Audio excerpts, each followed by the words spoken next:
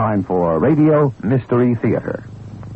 The CBS Radio Mystery Theater presents...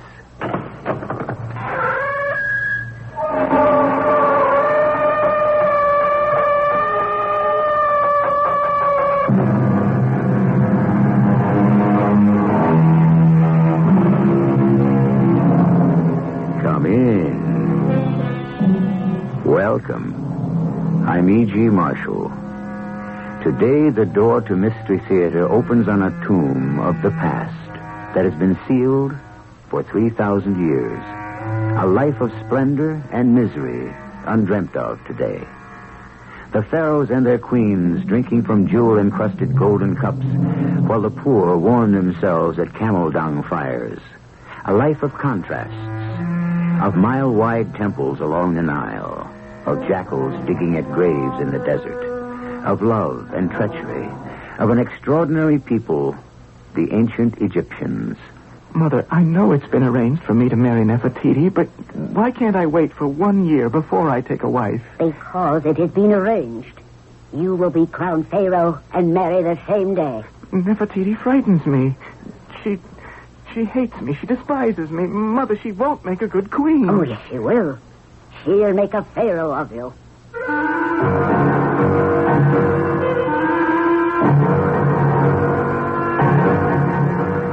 Our drama, The Vulture Screams, based on fact and the findings of archaeologists, was written especially for the Mystery Theater by G. Frederick Lewis and stars Tammy Grimes. I'll be back shortly with Act One.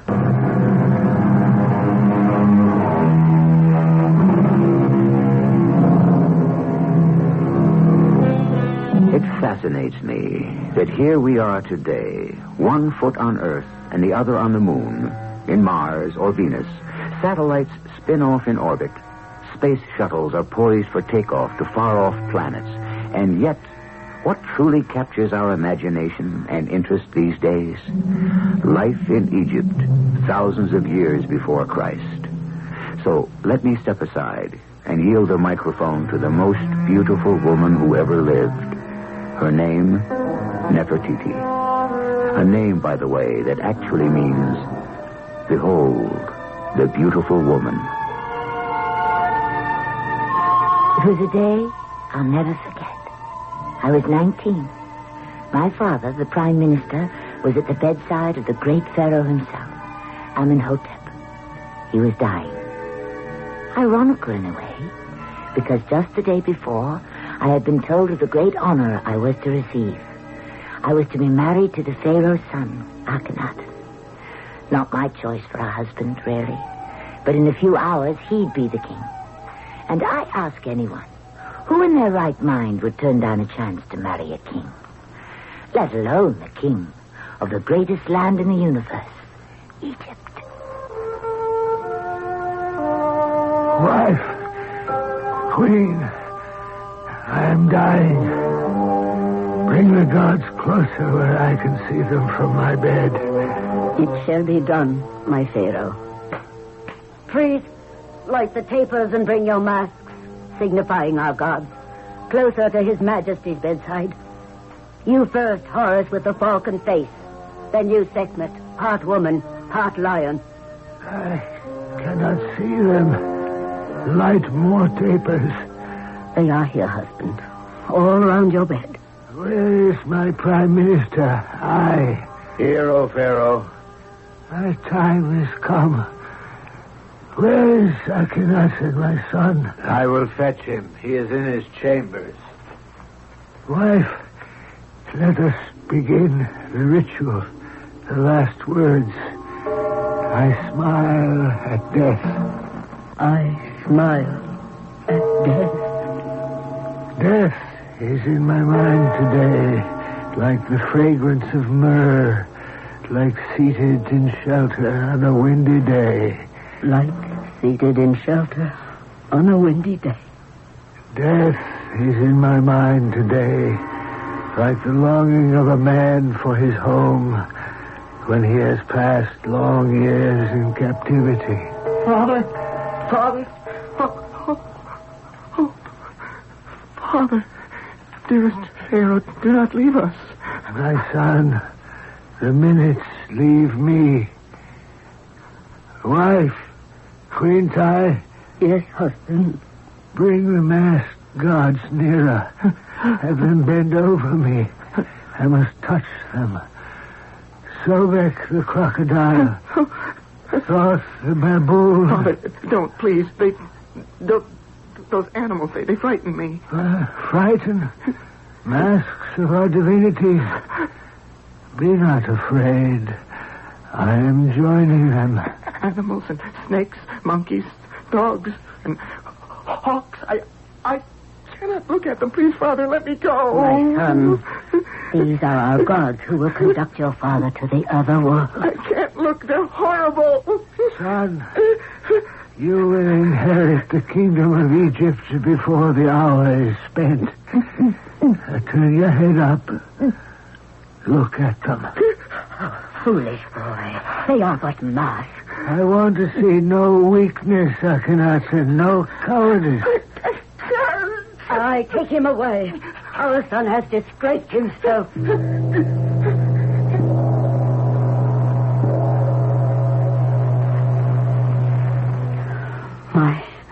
My dear Prime Minister, these last 6 hours since the Pharaoh died have been the longest in my life.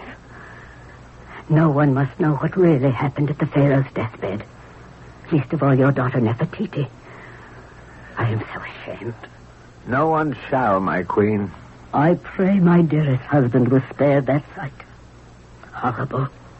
His trembling, quaking son. The Pharaoh's eyes and ears were already closed. Now your son, Akhenaten, will step into the royal shoes. It grieves me. I ask myself, is my son ready for the throne? Akhenaten is weak at a time when the two lands of Egypt need strength. You speak as if Thebes were surrounded by enemies. Oh, they're vassal states now. But if the heart of Egypt falters, you will see how quickly the arms and legs will not obey. I see revolt everywhere. What is this sickness in my son's head? To turn away from animals and birds, to weep like a woman. He is but 19. As he grows, my queen, he will find his path. He will find strength in Nefertiti. I hope so. I pray so. Yes, your daughter, Nefertiti, will bring energy and endurance. The sooner your daughter and my son are united, the sooner may Egypt inherit an heir. Not may inherit, but shall. No time will be wasted. The coronation of your son Akhenaten and his wedding to Nefertiti will be on the same day.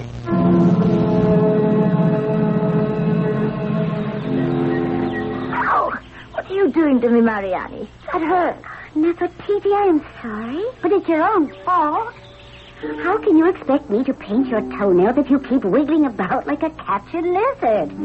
Oh, still. Isn't it a beautiful day? Sitting out here on my terrace, overlooking Thebes and the River Nile. I think I'd rather be me than anyone else in Egypt.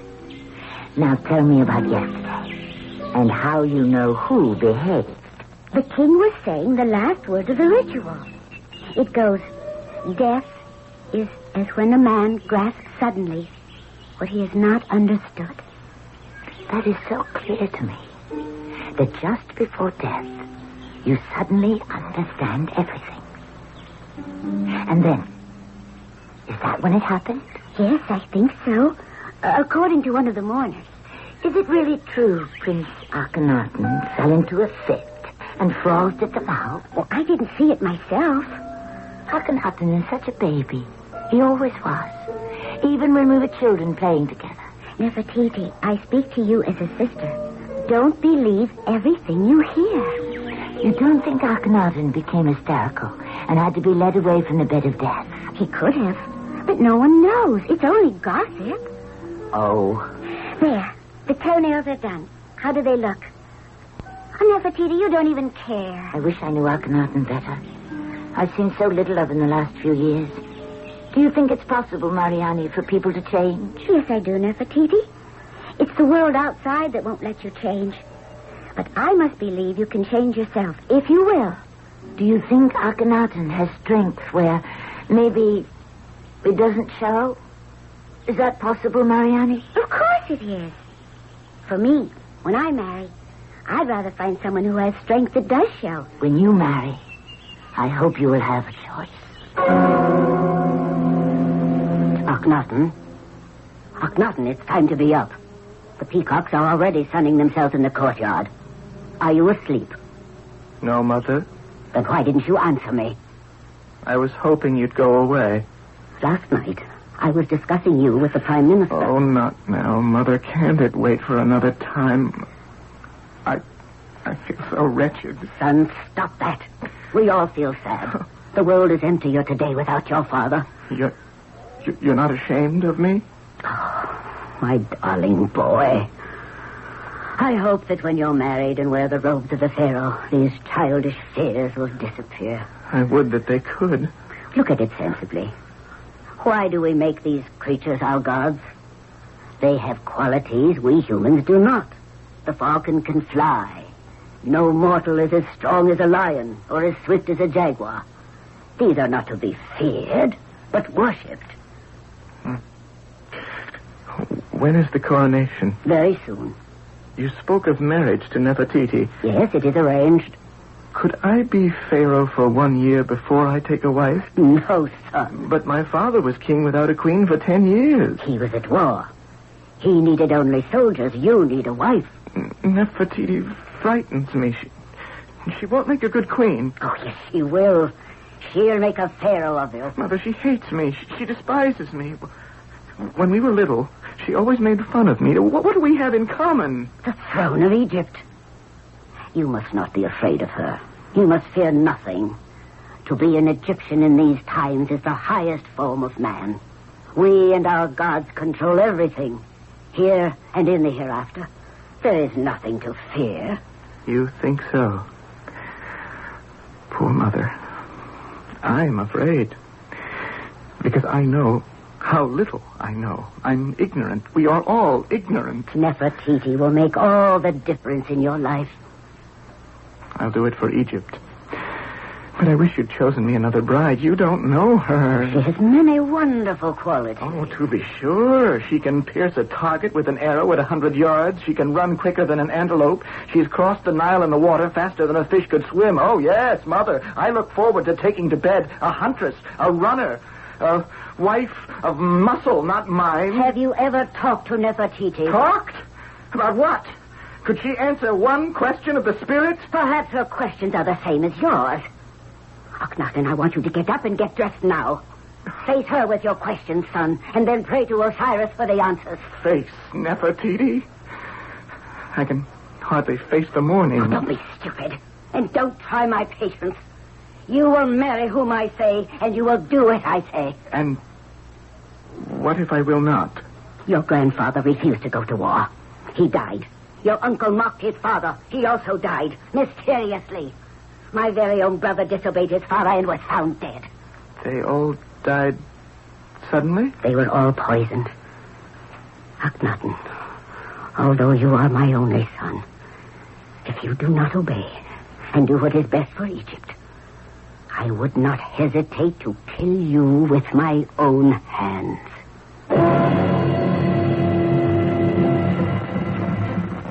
What was commonplace in a civilization thousands of years ago may seem incredible to us today. Yet, in spite of primitive beliefs, bizarre codes of conduct, marriage within families, some of the world's finest poetry and art was created by the early Egyptians. Evidence of their treasures, their talents, are on view everywhere today. But it was in their games with death that the Egyptians reached their most original glory. More when I return shortly with Act 2.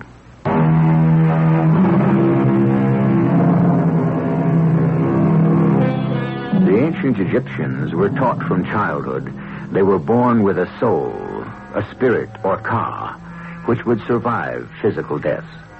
Indeed, many people believe that today. But an Egyptian could only live in the hereafter if the body was preserved from corruption and the ka provided with food and all the appurtenances of earthly life. Not only jewelry, chariots, furniture, and clothing, but if you were a pharaoh, servants as well. There's no other way, daughter. All those who have prepared the house of life for the deceased king must be put to death. The excavators, the carpenters, the painters, goldsmiths, all the artisans and workmen, they too must be buried around the tomb. But that is terrible, Father. Is it so that no one will tell where the Pharaoh is buried? Where the tombs are hidden? So that no one will rob the graves? Partly, Nefertiti. It's a waste of time and lives. Grave robbing goes on all the time. And we know, and we try to stop it. Anyone caught is put to death and strung up as an example. Death. Too much thinking about death. You don't understand it all. A pharaoh who dies becomes a god. I suppose when you're queen of Egypt, you'll put a stop to the killing of the pharaoh's 100 servants who are also buried with him. That's wicked. As if the king and his court would all go to the eternal world together, and his servants wait on him through eternal life. It's wicked. This is not the conversation I wish to have with my daughter the morning of her wedding. Where is the queen? She promised to be here and help me to get ready. I have 1,000 things to do. Goodbye, Father. And if you see my husband-to-be, tell him to be sure to be ready on time. Akhenaten is always late. He'll miss his own funeral. I hope you meant wedding. Yes, I did. Of course.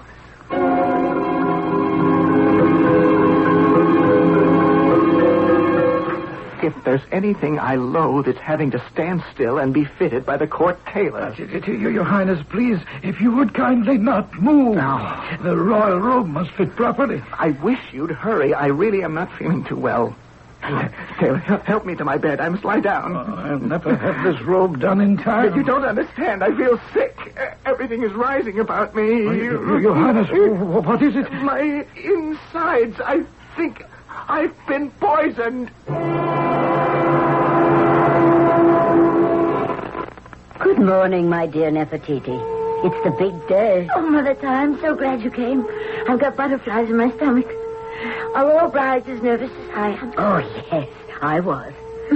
I brought you some special lotus perfume. Queen Try, Oh, excuse me, Princess. Forgive me for bursting in on you like this, but I simply had to find the Queen. What's the matter, Taylor? The Prince Akhenaten. He's very ill. I knew it. I was fitting him for the coronation robe, and he fell over. He says he's been poisoned. I had better go to him at once. Don't worry, Nefertiti. I'm sure it's some little indisposition. No, let me go to him by myself, alone, Queen Tai. What? See your groom in the morning of the wedding? That's evil luck. But if Akhenaten dies before we are married, that's not such good luck either, is it? Akhenaten, I've come to take care of you. Lie still. I'm really important to you, am I? Of course you are. The moment I heard you were ill, I came right over. This is stupid, isn't it, today of all days? You'll laugh, but I thought you disliked me. It's not you, Akhenaten. It's weakness I dislike. Have I always been that way? Yes, you have. Even when we were younger. Do you remember we used to play with Horenrab? Horenrab? The tailor's son. Remember that time the three of us saw an overseer whipping his slaves? I think so. They were carrying granite for the Pharaoh's statues, and he kept whipping them. We had a little army. Horenrab was always the general, and we were his soldiers. Remember? Move! Move, you ladies! Come, move, I say! Move! Look at him, whipping those unfortunates. Army, get your slingshots ready. I told you, General move! Horenrab. Are you ready also, Private Akhenaten? Yes, General. Now, wait till the overseer gets a little closer, and then take careful aim. Here's a good babble. You first, Private Nefertiti. Are you ready? Ready, General. Ready? Aim. Fire. I'm sorry, General. I missed. All right, you next, Private Akhenaten. Here's your stone. You ready? Aim. Fire. Well, go on, I said fire. I can't. I'm afraid. Oh, what kind of an army is this? It's my turn, then. I'll get him right in the back of the neck. Oh! You hit the slave driver, General. I'm next. You hit him in the head. Oh, Here he comes. Stand your ground. Three toads! Grasshoppers! Who was it? Who hit me? You shouldn't whip those men. It's cruel. Ah, 2 boys and a girl. I didn't. Come forward. I didn't hit you. Whipping is not the way to get men to work for you. I give you one more chance. Who was it? It was my stone. Both of them. Ah, a brave little beetle. See how you like this. You've cut his face. He's bleeding. Hornrab, you're hurt. Stop! What are you doing, overseer? Give me that whip. Prime Minister, they attacked me. Do you know to whom you're raising your hand? This is my daughter, Nefertiti. And the lad behind her is the Pharaoh's son, Akhenaten. Oh, most royal Prime Minister, I beseech you, I did not know. Your name? Zanaza, Your Grace. Go home and put your house in order. Inform your wife that before nightfall she will be widowed. Leave. You, lad. Who are you? Hornrab? Oh, yes, the son of the tailor. The next time I find you near the palace, I shall make you regret it the rest of your life. Go home. He's bleeding, Father. His face is cut open. Did you hear me, you dirty boy? Get away from here. General Hornrab, I kiss away your cut so it will heal. I'll never forget you. Disgraceful. A daughter of mine kissing the cheek of that young horror? I don't care. He's very brave. Braver than him. He is the son of the Pharaoh, and you must respect him. Is that why? Because he's a prince? Of royal blood. And I, a prime minister, am only a commoner. And so are you, daughter.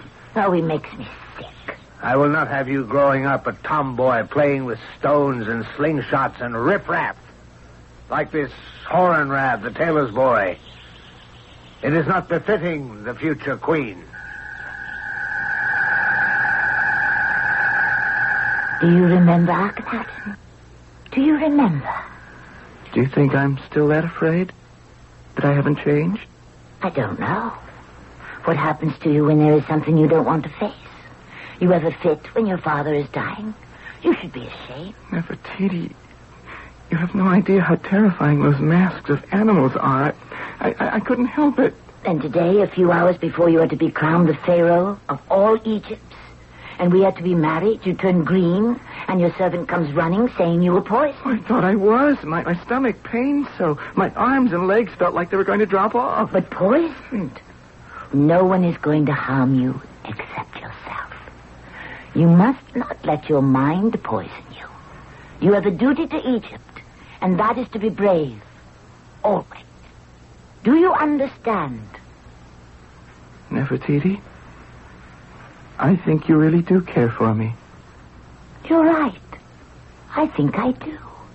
Then I think I shall get up and get married.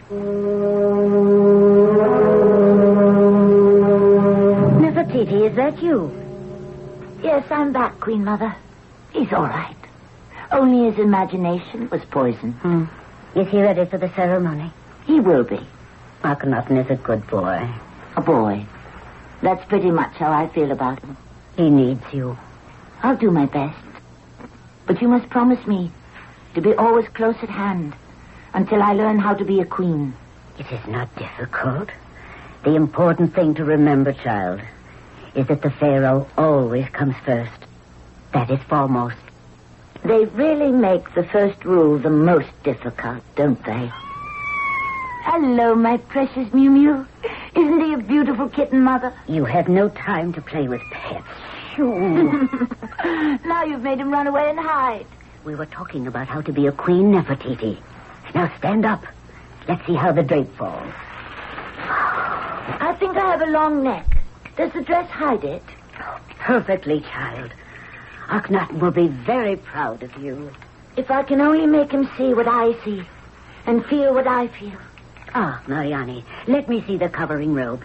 Mew Mew, where are you? This lapis is sewn on sideways. Now, who is responsible for that? Bring me a needle and gold and silver thread. Mew Mew. Here, Mew Mew. What are you doing, child? Crawling on the ground. Now, stop it and get up. You'll ruin the dress. Mariani, have you seen my kitten? I think he ran out the door, madame. I'll go find him myself.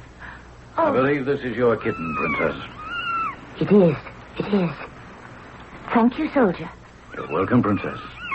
Don't we know each other? Yes, We have met before. a long time ago. In the palace? Outside.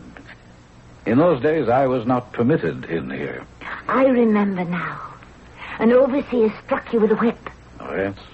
You took the lash for me. You are Horenrath. I am, Princess. Horenrath. Are you a general? Not yet. I am a captain of the guards. Goodbye. Happy omens to you, Queen Nefertiti. Bye. I see you found your kitten. Now to sew this lapis lazuli on proper... What is it, Nefertiti? Are you all right?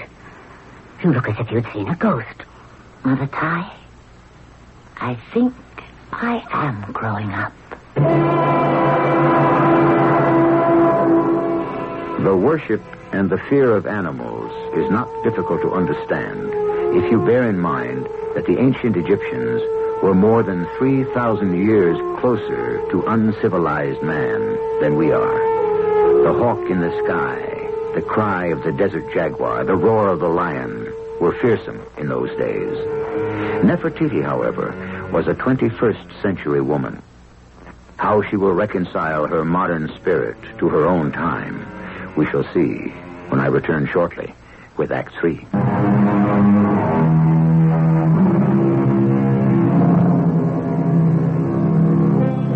Archaeologists who have searched the length of the Nile tell us that this was a civilization throbbing with life. Hours away is the coronation of the new Pharaoh, Akhenaten, and his marriage to Nefertiti. But it is not always those who wear the crown who have the power.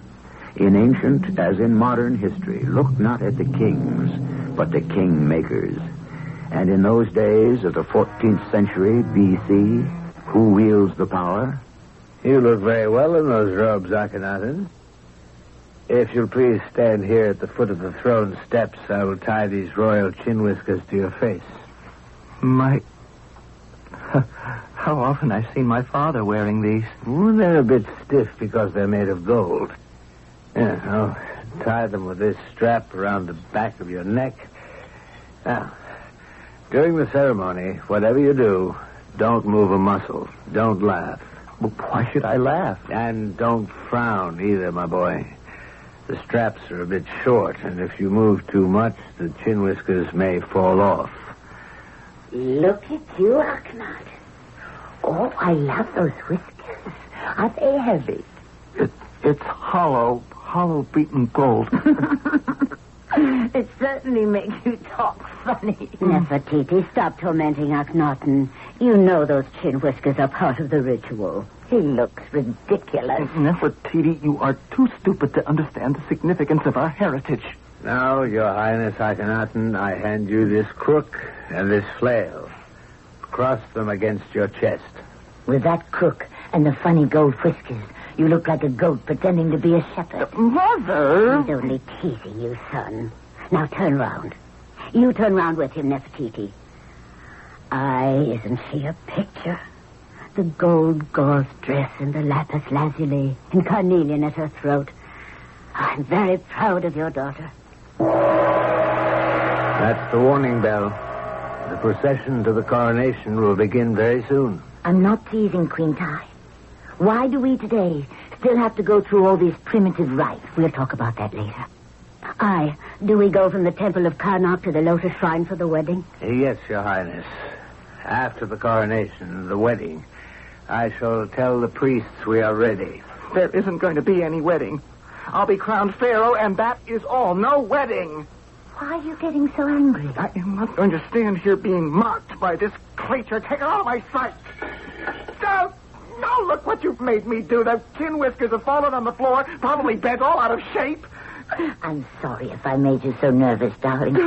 But now that I look at you, dear husband-to-be, I admit I was wrong. Oh, You do look much better with your face hidden behind that golden bush. get her out of here. The marriage is off. Off!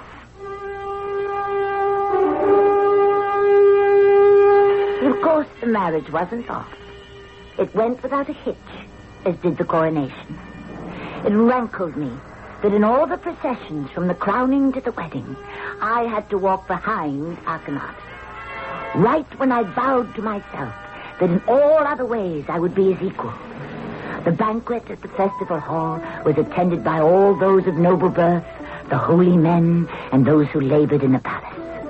We sat high up on a platform, and there were mountains of food as far as the eye could see. Everyone seems to be enjoying themselves. From up here, they all look like so many dwarfs. I am thirsty, wife. I strained this cup of pomegranate wine for you. Thank you. I exist only for the pleasure of the Pharaoh. Well, his bidding is my desire. We are pleased with our royal wife. Your pleasure and my silence are one. Nay, we wish the queen to have her say. I have nothing to say. A request, then? No request, my king. We wish it. Any entertainment is yours. Then, perhaps, I should like a story. Oh, storytellers we have.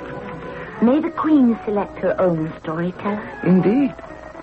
The Pharaoh has in his service one Horemheb, the captain of the guards. I would like him to amuse me with a story. Fetch him.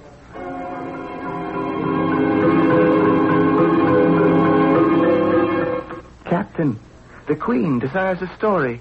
A fierce tale of conquest, of the capture of foreign armies by our ancestors, of thousands tortured and made prisoner. Nefertiti, that doesn't sound like you. A story of the might of Egypt.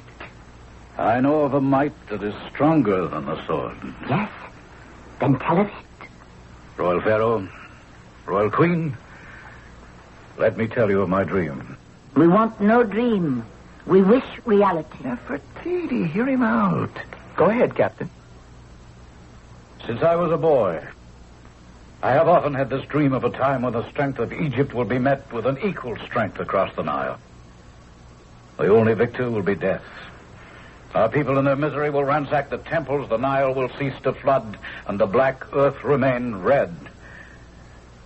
And there will come a Messiah, a teacher of good, a preacher of peace, of healing words. And men shall say this Lord is the shepherd of all people. Is that all? And greed and murder and sin shall all disappear if the world but follows in this good shepherd's footsteps. Yes, Your Royal Highness, that is all. That is my dream. Captain, your story pleased us. What of Egypt, its wealth, its conquests? Your Highness, the story of turning the other cheek told by a soldier is the good way to begin your reign. Pray give it thought. I don't want to give it thought. Who are you, a mere captain of the guards, to be telling his queen what to think? I wish to be amused, not preached to. I asked for a tale of strength, a story of the greatness of the two Egypts, the hiss of the cobra, the scream of the vulture, and you have disobeyed me. My lord Pharaoh, what punishment does Horemheb deserve? Punishment? But why? I say 50 lashes. I want this man whipped for disobeying his queen. But it's Horemheb. We all grew up together. I know who it is. Call the lash this instant. If I have to wait one more moment, it will be 100, not 50.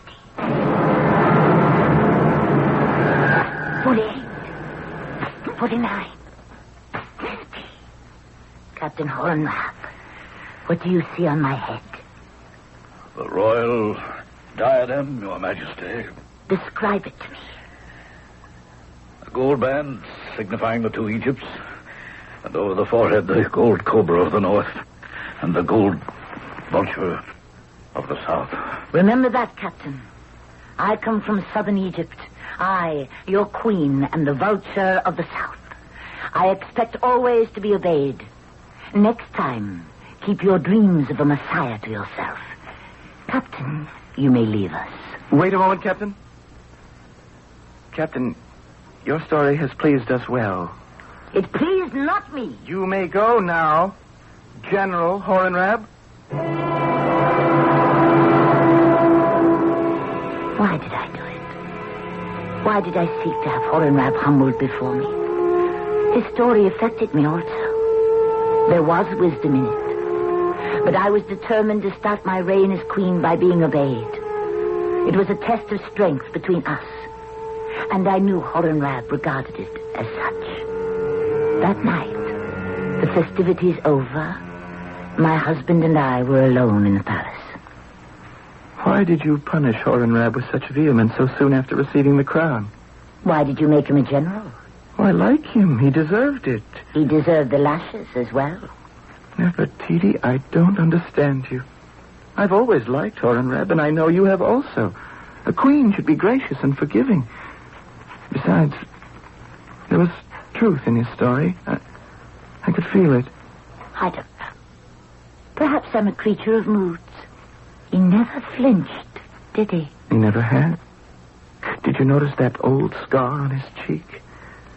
Oh, Nefertiti. 50 lashes for an old friend. Perhaps I ordered them as an example to you. Do you get pleasure out of hurting? He took his punishment, and you rewarded him, making him general. So we are both satisfied. I'm not so sure. It seemed a strange behavior to me, but perhaps someday I shall understand you better. You are finding out I have a mind of my own. Yes. But about some things I could never agree with you. Really? If I were to say it's late, dear husband, would you mind snuffing out the light? About that, I would certainly agree.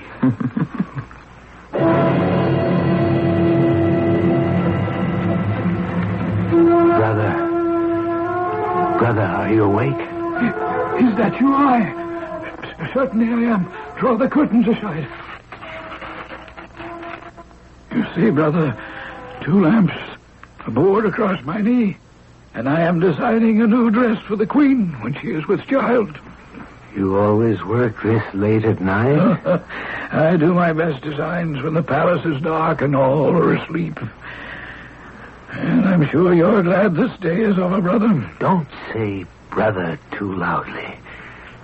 Nobody knows we're related. I keep forgetting.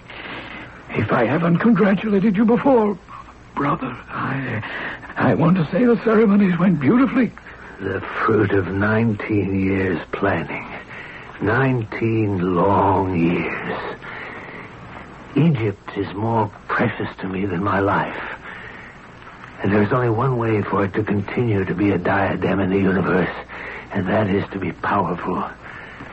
Amenhotep and his son Akhenaten, who is now Pharaoh, are a line of bent and broken reeds. Our family grows increased stronger and wiser. When Nefertiti was born, I solemnly swore to commingle our family with the kings of Egypt. Today's marriage is the first step. Oh, my dear brother, you make me very proud. Nefertiti will bear children, but that too is only a beginning. It is not enough. Now, what I am about to say to you, I could only reveal to a brother. It must be a blood secret between us. Oh, of course. Akhenaten must die. Oh, are you saying? Yes. You understand me. I am. When the time is right, he must eat poisoned food or drink his death. That would leave Queen Nefertiti a widow. What then? What would you say, brother, if your son Horemheb were then to marry Nefertiti? My son, the Pharaoh of both Egypts. My son. Yes. Horemheb, your son. Today he was made a general. He has always been brave and strong. Brother, we are embarking upon a perilous course. But the rewards at the end of the journey are infinite. The gods will honor us. I shall guard your secret, brother. It is no longer mine alone. It is ours. It was only some time later I learned of the plot upon the life of my husband. What was it? Fate? The gods? They have often said of me that my name, Nefertiti, meant the beautiful. Those who knew me best said it meant the revengeful.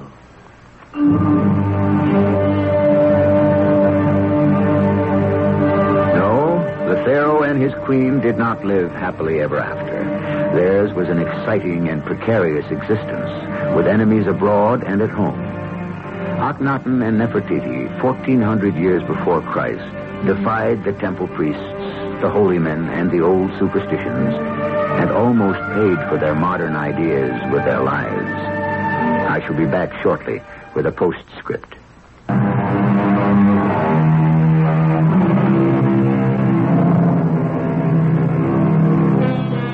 Today we have brought you, with all the accuracy that history provides, the first chapters of the lives of two of the youngest monarchs ever to rule great ancient Egypt. And being young and restless, distrustful of the old ways, they lived to turn superstition into religion and the power of the few into glory for the many. This has been one part of a true, continuing account we shall bring you over the next several days. Our cast included Tammy Grimes, Russell Horton, Evie Juster, Robert Dryden, and Ian Martin. The entire production was under the direction of Hyman Brown. And now a preview of the next exciting drama in our 5-part anthology of Egypt's Golden Age. Nothing but silence. Gods, all of you, listen to your son, Akhenaten. There is no fierceness in me.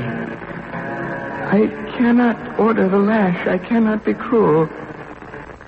I love Egypt, but I am not of the metal to whip her, to chain her. Guide me. Tell me, am I strong enough to lead Egypt? Do you hear me? Do you hear me?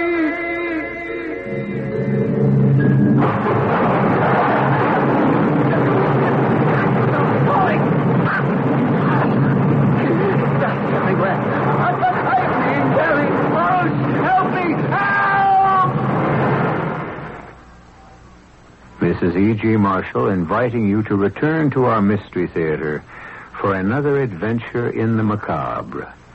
Until next time, pleasant dreams.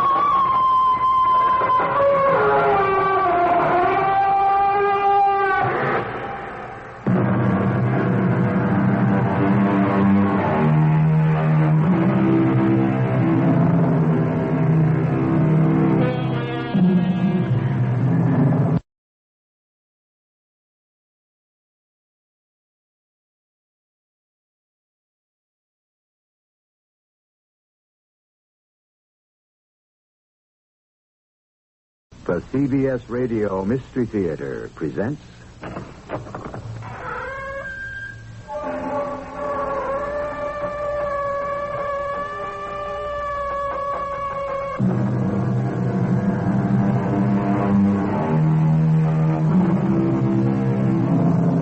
Come in. Welcome. I'm E.G. Marshall. The sound of our door is not unlike what greeted the ear of the famous archaeologist Howard Carter when he opened the door of Pharaoh Tutankhamun's tomb. It was like opening a Pandora's box, following in his footsteps into Egypt's Valley of the Kings and unleashing truth chained to the past. This is one of those stories, a fascinating, human, and often tragic account of an extraordinary people who are suddenly discovered and born again. The ancient Egyptians. It is all a lie. There are no gods, no ancestors to guide the Pharaoh. You are not holy. All you are statues of stone. It is false, all false. If indeed you can hear my voice, I, Akhenaten, supreme ruler of the kingdoms of Egypt, Lord of the Delta and the Nile valleys, I command you, gods of the past, to answer me. Answer me!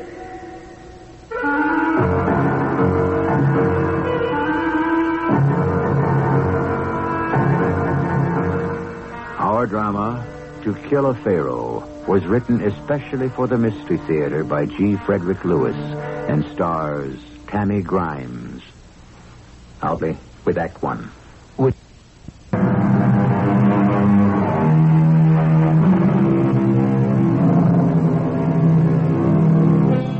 There is today in a Berlin museum a life-sized plaster portrait of an extraordinarily beautiful girl. Even by the standards of today, the face of this young woman who lived 1,400 years before Christ is a miracle of balance. Her name was Nefertiti, which translated from ancient Egyptian means, "Behold, the beautiful woman." But her beauty was more than skin deep. Nefertiti had spirit, decisiveness, and was in every sense a modern woman. But let her continue with her own story. I hate it when people say, Nefertiti, oh, that means, behold the beautiful woman. As if that's all I am. Today I'm married, and this is supposed to be my wedding night. But it's not to be spent like everyone else's, because my husband is the king of all Egypt, and his first duty is to go underground into some big limestone caves to pray to his ancestors. Ancestors, I ask you. 1/2 mile of 30-foot-high stone statues. Nefertiti, every newly crowned pharaoh for dozens of dynasties has gone alone into the Holy of Holies to pray and to learn how to rule. One can learn that in a cave? I hope so. How long must you stay down there? My father, when he became pharaoh, remained in the sepulchre 50 hours. I must go now. When the bell sounds, I must be ready. Is it dangerous? I have no idea what I shall see or what I shall do.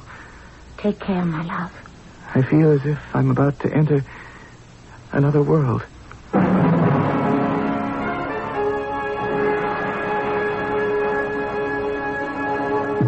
That is the signal, isn't it, brother? It is.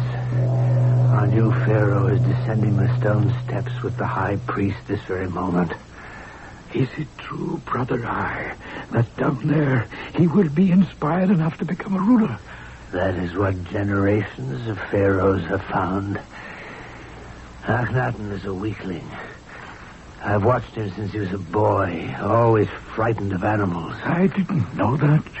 I told no one, not even you, my brother. Birds, snakes would throw Akhenaten into a fit. It was a secret his mother and I were sworn to keep. That the young man who would inherit the throne of Egypt was afraid of his own shadow. Oh, but surely he must have outgrown such foolishness. Weakness in the blood is never outgrown. This defect is dangerous to our lives. But how so? Suppose Egypt were attacked. This king would run from battle. The sooner we're rid of him, the better. Oh, our religion forbids murder. Who said the word murder? A king, like any of us, could die accidentally. Who would know? The gods would know. They would also know that Akhenaten's death was only for the good of Egypt. We would be forgiven.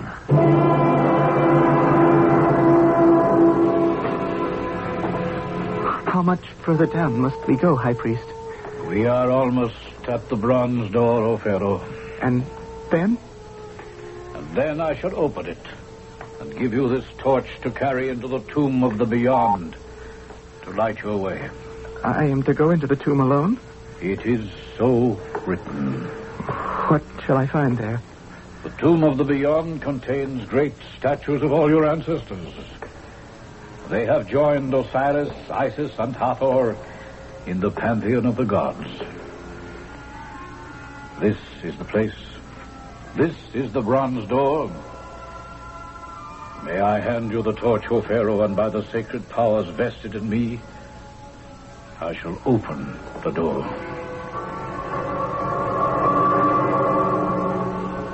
May Osiris and Horus speed you on your way. steps below are very steep. Once you have passed this threshold, I shall close the door behind you. Close it? But when my prayers are done, will you open it for me? When you have spoken to the gods and they have answered, you have but to knock, so. And I shall know your vigil is over. I shall be here. Be sure that you remain right here. I shall not fail you, O Pharaoh.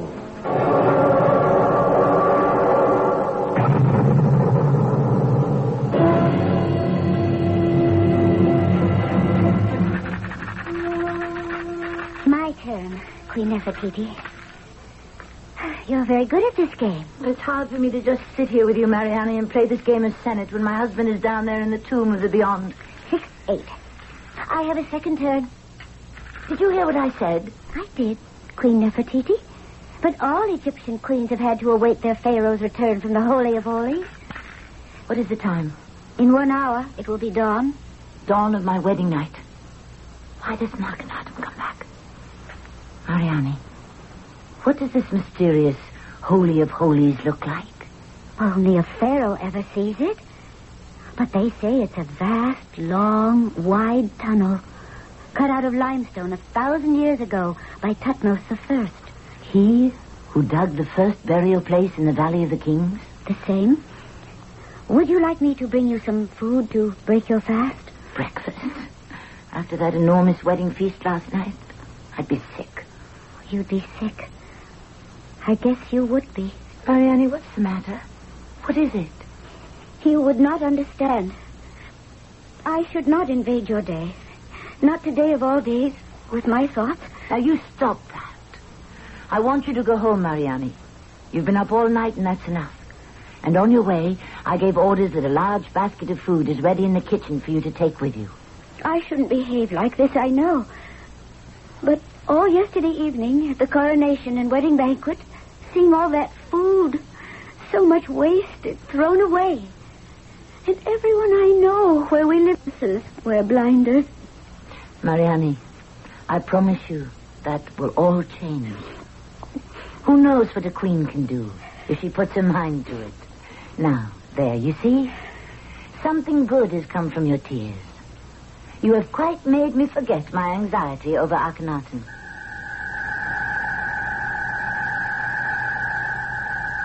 Where are you, gods? Where are you, father? Grandfather? Great-grandfather?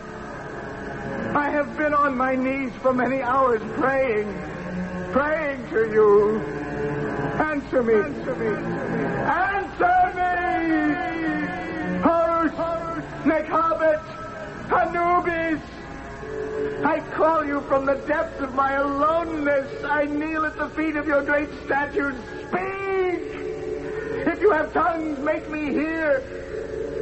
I am a pharaoh now, but I feel no differently from the time I was a child of a pharaoh. Enlighten me. Teach me, please. Please make me understand what I must do to rule Egypt. Mother Tyre, I'm so glad you came. Where is Akhenaten?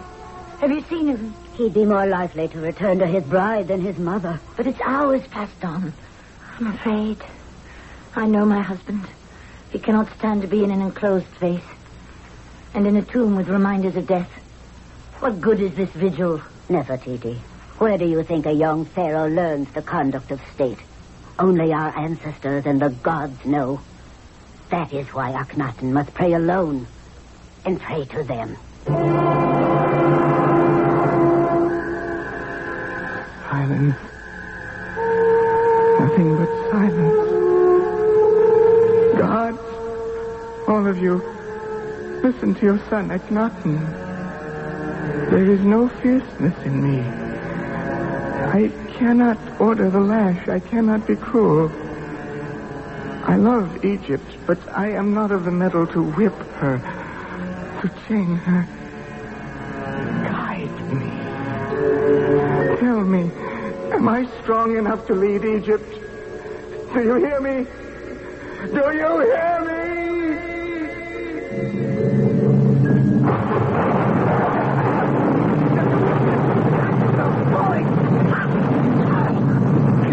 Dust everywhere. I'm being buried. Morris, help me! Help!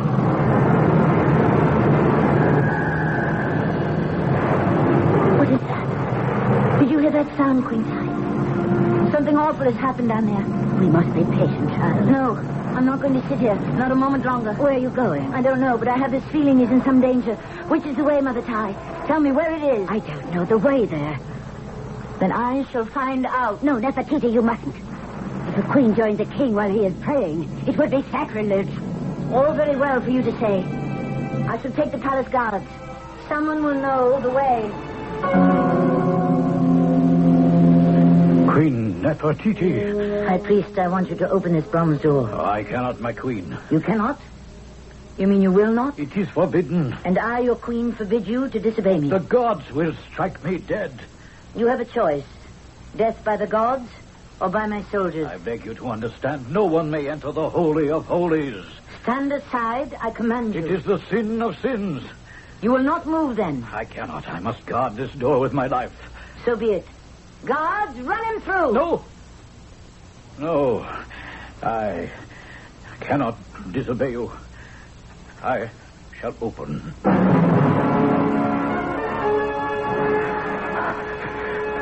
No one. Not one word. Nothing but broken and fallen statues and dust and sand. It is all a lie. 40 pharaohs have prayed here under the earth. It was their wishes, their imaginations that put words into their ears.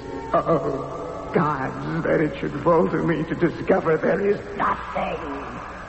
No gods. Only statues of stone. For the last time, I order you to speak. I, Akhenaten, supreme ruler of the two Egypts, the Delta and the Nile valleys, command you, if you are there, answer me. Answer me!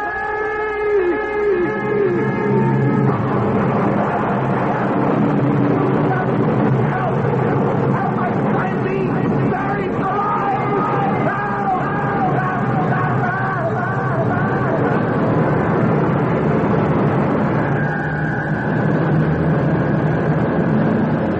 Sound waves can cause landslides and crack stone. In the confined tomb, Akhenaten's shouting shattered statues, burying the newly crowned pharaoh in limestone, sandstone, and rubble. 1,000 yards away, his young wife, Nefertiti, has opened the bronze door to the sepulchre to be met with billows of dust and sand and an echoing roar. I shall return shortly with Act 2. In an underground, mile-long chamber filled with 30-foot-high stone statues of pharaohs of the past, a young man destined to be supreme ruler of Egypt lies on the ground, fighting to breathe under broken stone and sand and dust. Have the Egyptian gods decreed he must die? In a far-off doorway stands his queen, Nefertiti. Akhenaten! Akhenaten! Do you wish to enter, Queen Nefertiti? Something terrible is happening down there. I know it. All one can see is dust rising. Take a torch and come with me. Akhenaten! Akhenaten!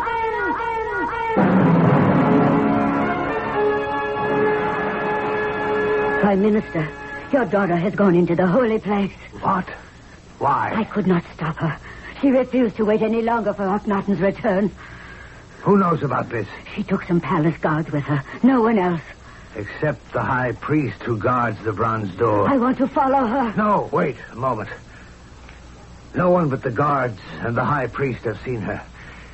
If you and I go there, the sin will be compounded. When Nefertiti returns, I shall have a quiet word with the high priest and the guards. Please, I ask you as an old friend. Go yourself and find out what you can. But cautiously. What if the priests should talk? What if they are not silent? Then their tongues will have to be made so. Permanently. High priest, I could not find him. You must trust in our gods. The cavern is very deep. Our Pharaoh is there. I took your torch and searched as far as I dared. There are fallen statues everywhere. Queen Nefertiti, I have been looking for you. Father, I'm so glad you're here. Something terrible has happened in the sepulchre. Not an hour ago, there was a very loud noise, like an underground landslide. And so You had best return to your chambers up above. But how can I leave? Akhenaten is in there somewhere. I may never see him alive again. Please. You must go in after him. That door is only open to a pharaoh. I was in there. Perhaps you were imagining things, my child.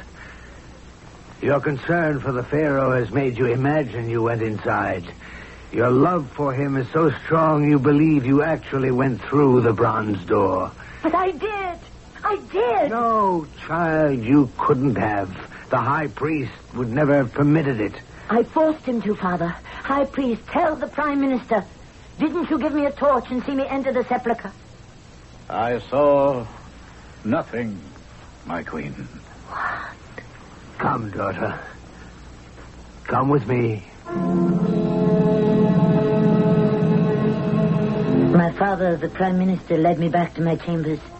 He refused to believe I had entered the sacred caverns. Hours went by. It became noon, afternoon, then evening.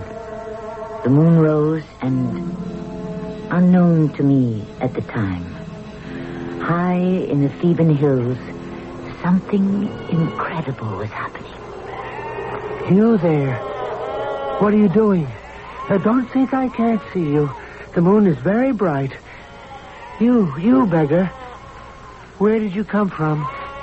Aten the sun, thou who didst create the world according to thy desire. Do you hear me? Get off your knees, beggar. Look at you, clothes torn, hands and face. Thy rays, O God of the sun, suckle every meadow. When thou risest, all things live and grow for thee.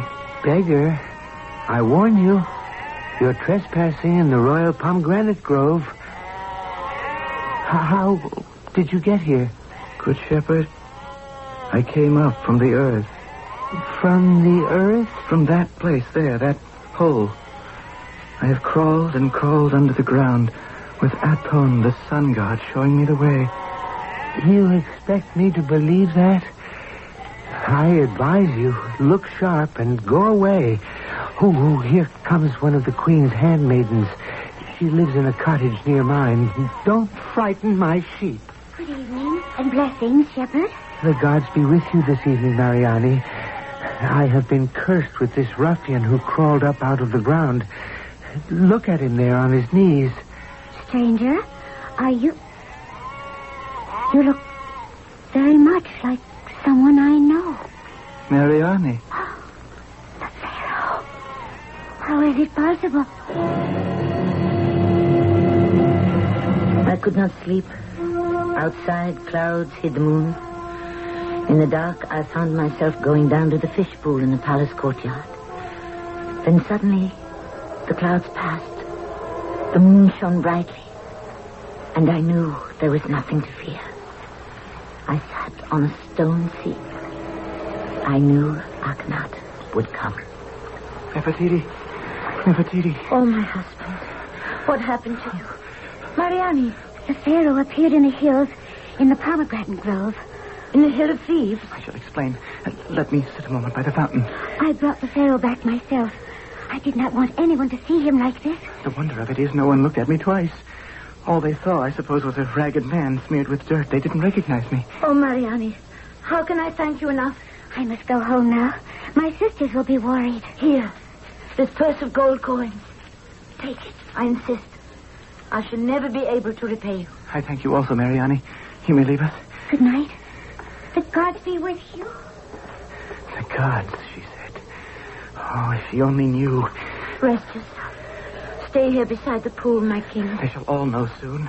Your poor face and hands are so Your feet are bleeding.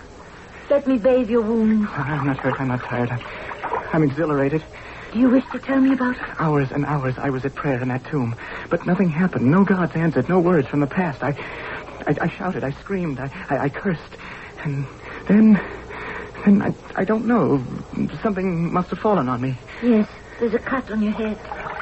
Let me cleanse it. And then, when I awoke, my torch had gone out. All was black. I was buried under sand and stone.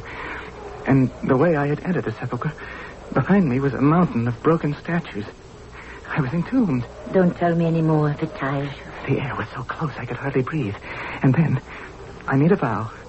I took a solemn oath with all my spirit. I promised by everything sacred that whichever god came to my rescue, to that one god, I would give all my faith and my love.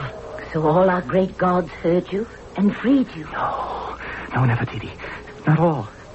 Only one god. As I lay there underground, I saw far off a light, a golden sliver of light far away at the end of a long tunnel. It beckoned me. I crawled toward it. Always that light. I dragged myself toward it. Hours went by, but I kept crawling.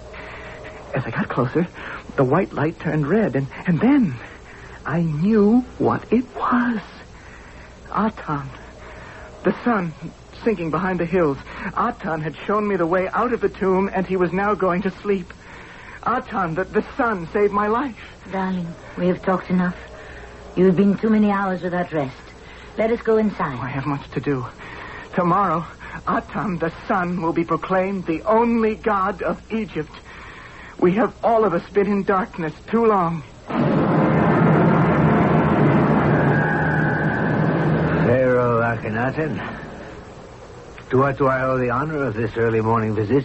I have come to ask your advice, Prime Minister, how best to inform the country that from today on we shall worship but one god, Aten, the sun. Temples will be built in his honor, and word will be sent far and wide. I have discovered how useless are our many gods, and I must make this known. With all my heart, I believe there is only one god. May I suggest, Your Royal Highness, to go first and persuade your mother, Queen Tai. If the Queen Mother agrees with your beliefs, so will much of Egypt. But, Mother, we have been worshipping stones, animals, and dreams. I am not saying there is anything wrong with the sun god. He belongs in the family of gods. There is only one god. You have always had mad ideas, Akhenaten. What if you cannot make people change their religion? I shall have to persuade them. How can you, son, if you cannot persuade me, your own mother? Of course I believe in Aten, but I don't believe he can do everything. Who would a mother pray to if you took away Anutet, protectress of childbirth? Who would lovers entreat if you did away with Hathor? Childish superstitions, Mother. It's unrealistic, Akhenaten, and no way to begin your reign. No, Akhenaten. I wouldn't say it's unrealistic. At least someone agrees with me. But I'm afraid persuasion won't do it. The only way to get people to do anything or believe anything is to tell them they have to. Give them no alternatives. I couldn't. Make them believe what you wish them to believe. I know that's the old Egyptian way, how we conquered countries and people, but I cannot. I must make them see the light, educate them. Yes, see the light, as I did. If you rely on reason, people will do nothing. It's easier for them to stay with the old beliefs than try the new. Crack the whip, and people will jump. Speak in a soft voice, and they can't hear you. You spoke of the old Egyptian way. Do you think we won Nubia, Syria, all Egypt's possession with reason or with force? I'm looking to tomorrow, Nefertiti, not yesterday. And are not all these lands better off under Egypt's protection? The average man does not know what is good for him. He never did. If one god is what you want, Akhenaten, don't ask. Order.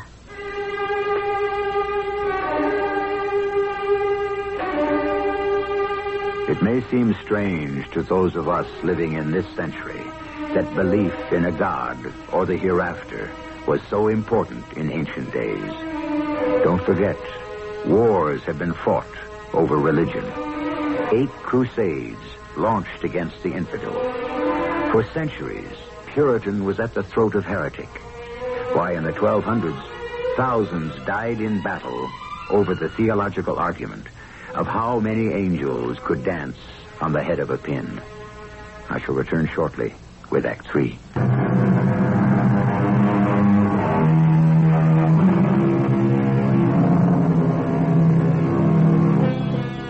What began as a childish fear and dislike of animals has, in the young Pharaoh, become a full-blown protest against a heritage of grotesque gods, part human, part beast.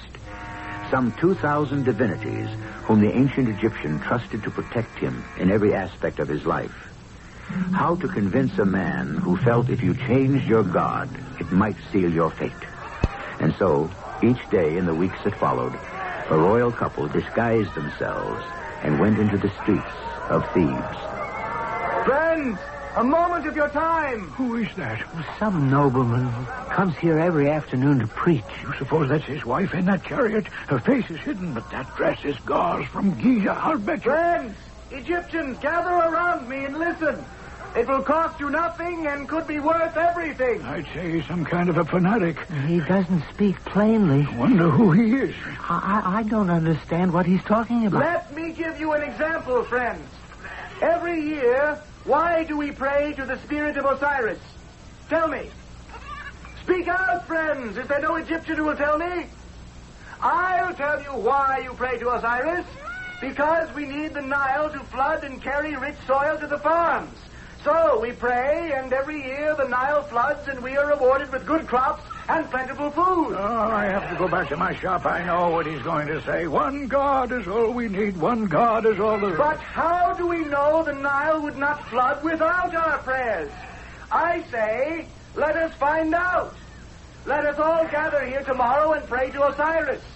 Then let us gather here a week from today and pray again to Osiris to flood the Nile. Is there a farmer here who wouldn't like an extra crop? I told you he'd say something foolish. Who wants to plant fruits and corn this time of year? Let us see whether Osiris raises the Nile. Let us not wait until the spring when we know the Nile always floods. Stop and think about that. Some people just love to stand on a box and talk and stir up things, don't they? What brings you here, brother? The Pharaoh. Explain yourself. I was in the marketplace yesterday, the first time in months, and there was this preacher. I was told he's been going about among the people and preaching one God. Another fool. Fool? It is our Pharaoh Akhenaten in disguise. In the city? In Thebes? Yes, I'm sure of it. After all, the ordinary Egyptian, how many would know His Highness by sight? Preaching in the marketplace. And the queen goes with him. Nefertiti? My daughter? Oh, yes. I saw her sitting back in her covered chariot not far from where the Pharaoh was haranguing the crowd. And you say, brother, no one recognizes him? No one. But how could they? His entire life is hidden behind palace walls, and his disguise was very good. Even I was fooled. So he preaches for Aten, the sun god, does he? Madness. I never thought he would take to the streets. It is peculiar. He is far worse than that. I believe Akhenaten is insane. Oh, no, you can't mean that. If we do not act quickly, he will undermine all that Egypt has been for 17 dynasties. You believe so? If the Syrians or the Nubians or the Hittites learn a madman wears our crown, they would annihilate us. What can be done? I said once to you I wished Akhenaten dead because he was too weak to rule Egypt. Now I am equally certain he is too mad. I told you he must die. And your son, Hornrab, now the general of the armies, should marry my daughter, Queen Nefertiti. There would be a match. Together they would rule with strength. I said to you we must wait for the right time, and that time is now. Are you with me in this? Yes. I would rather sew a shirt than a shroud. I am honored you came this evening, O Pharaoh. I should be by the side of my queen, but I understand affairs of state. Now, Why did you wish to see me, Prime Minister? What's the problem? Do you remember not so many moons ago you asked my advice? Yes. Yes, how to make my people believe in Aten, the sun god. Yes, I remember, but you had nothing to tell me. That's true. But your faith in my advice is joined by my faith in yours. I need your advice. Of course, anything. First, will you join me in a beaker of pomegranate wine? Certainly. I've already poured it. That is yours, and this is mine. To what shall we drink? To Egypt. May she live 1,000,000 years. Let us empty our cups at one long swallow. By all means. Oh, it's a good wine. Ooh, so much at one gulp. Makes me feel a little giddy. Now as to the advice I need. Come with me, O Pharaoh, to this part of my room. This curtain hangs across my bed. Aye. What is that on your bed? A gold coffin, my king, that I've had made for myself. Fritz, my dear, you're not an old man. You'll live yet for many years. Why are you thinking of death and burial? I have been plagued by a dream that my hour is near. I intend to sleep in that coffin every night until it is my last. I'll show you how comfortable it is, how well I can lie down in it. I will not have this. As your pharaoh, I command you to put this aside. What a gruesome idea. Are you sure your objection to this coffin is not the superstition in you? Remember, Akhenaten, how you fainted at your father's funeral? I had to lead you out of the room. I am different now. You may say you are, but I'm certain you would not dare lie down in my coffin to prove it to me. If that will prove to you I am not superstitious, I certainly will. Here, help me up upon your bed. Yes. Now, I am inside your coffin. Is that enough proof for you? Lie down. All right. There. I am convinced. I'm glad you were honest with me, my Pharaoh. May I help you out? In a moment.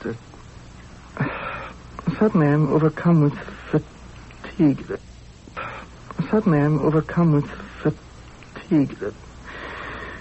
Let me lie in here a moment and close my eyes.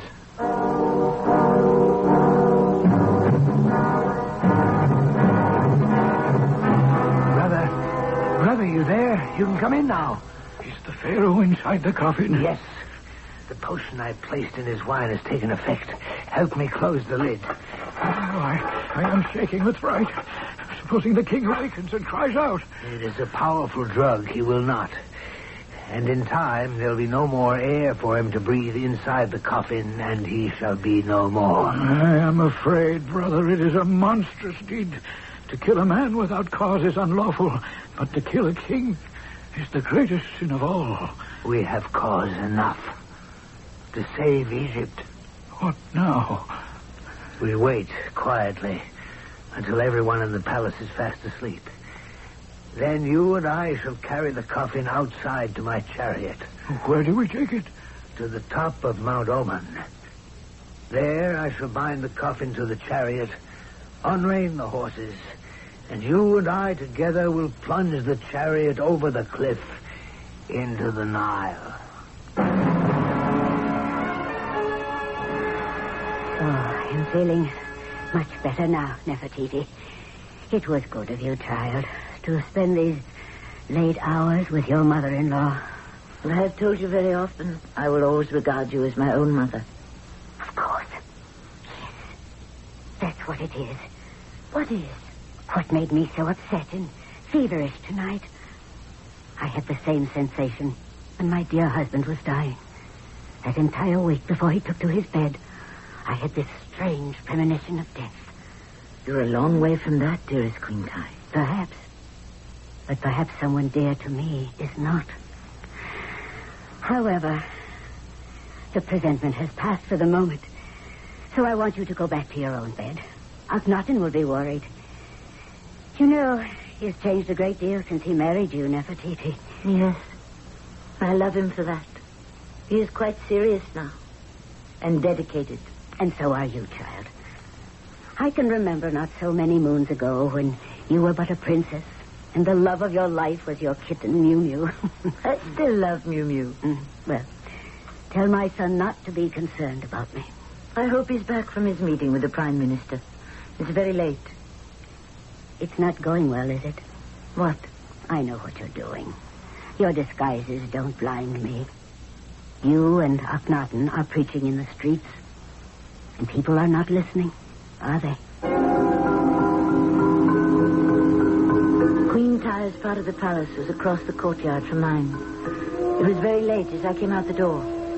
The only lights were the 4 torches burning on each corner of the lotus pool. A chariot pulled away from the Prime Minister's doorway very quickly. Then I saw my cat, Mew Mew. The chariot seemed to be heading straight for him. Stop! Stop! You mad woman! You made me run my chariot straight into a wall. You could have killed us all. Who are you, woman? Woman? I'm your queen, Nefertiti. Why, it's you, Father. And the court tailor.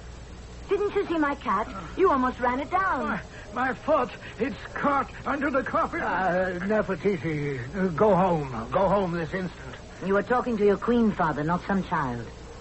What is this coffin you were taking out of the courtyard? Help me push this from my foot. Only some servant I'm taking to the burial grounds. At this time of night? I'm sorry your chariot is all broken. But let me help, Father. And we'll pull the coffin from the poor tailor's foot. No. I can take care of this by myself. What's this? The lid of the coffin is cracked. It's opening.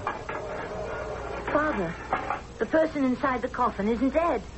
He's pushing up the lid. Akhenaten! Husband! What does this mean?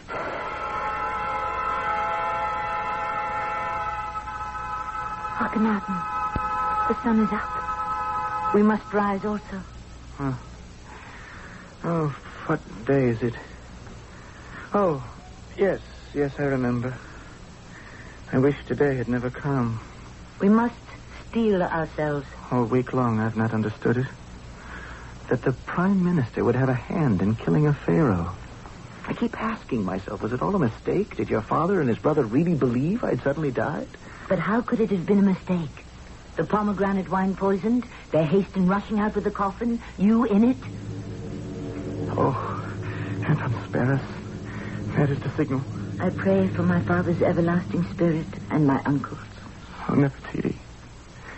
That a man so highly placed, so trusted, should have been so evil. We must be strong and remember him only for the good deeds. It is done. Their bodies are destroyed. As they would have destroyed yours, Akhenaten. You're right. We must go on. Oh, I feel I've aged 100 years in 100 minutes. Instead of being afraid of animals and birds, now I fear the nature of man. Is man at heart so evil? I must not believe that.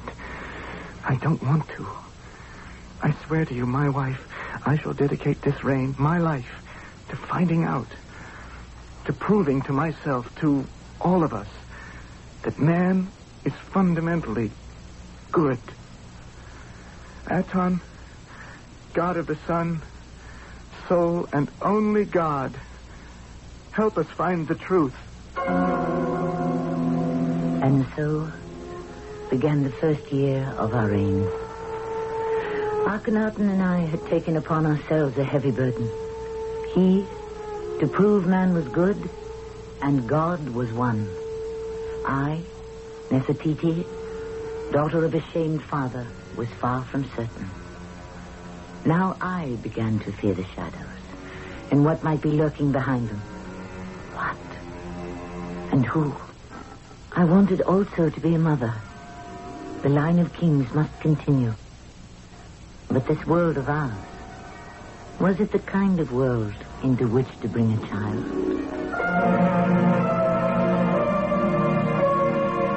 Nefertiti, a face known to all of us, but whose life up to now has been hidden from us, voices the same fears of the unknown many do today. And yet she did not realize how determined she was, how strong her character. Egypt would bow before her like no other queen in history. I shall return shortly.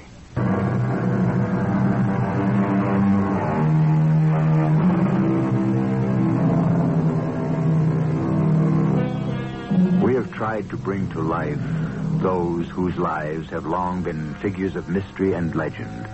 Nefertiti and her Pharaoh, Akhenaten. Open the tombs, unbind the linens, and unshroud the mummies. And there are lifetimes of intrigue, tragedy, and excitement. For these two were the greatest influence on ancient Egypt of any two monarchs before or since. Join us next time when we continue this fascinating true account. Our cast included Tammy Grimes, Evie Juster, Russell Horton, Robert Dryden, and Ian Martin. The entire production was under the direction of Hyman Brown.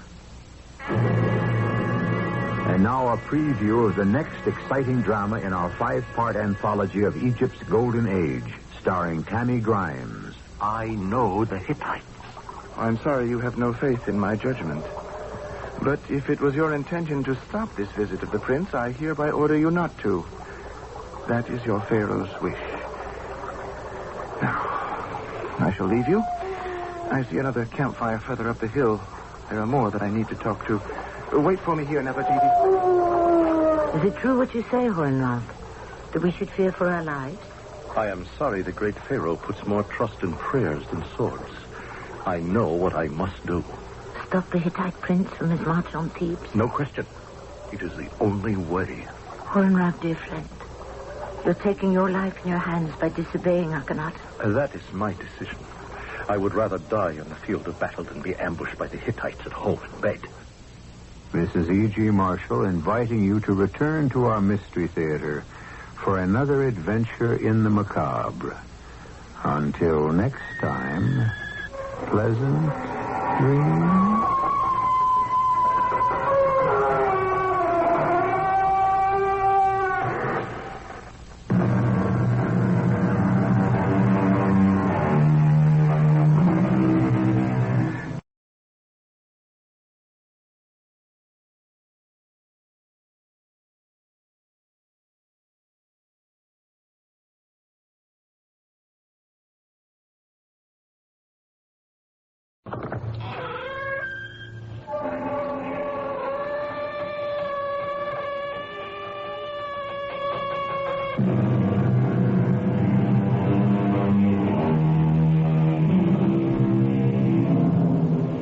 Come in. Welcome. I'm E.G. Marshall. If you've been listening, you will have heard the first chapters of one of the great eras of history, the Golden Age of Egypt. Today, another look at the beautiful and willful Queen Nefertiti and her inspired Pharaoh, Akhenaten. Both monarchs, 1400 years B.C. Both rebelled against the superstition that everything you did was watched over by a separate god. The farmer had his, the sailor another, the mother prayed to her god, all save the sickly and the poor. Not a single Egyptian god protected them. General Horemheb. What brings the general of my army here? Noble Pharaoh, my scouts report that the son of the Hittite king has set out for Egypt with an armed escort. We shall welcome him with open arms. That would be a mistake. He is planning to take over your throne.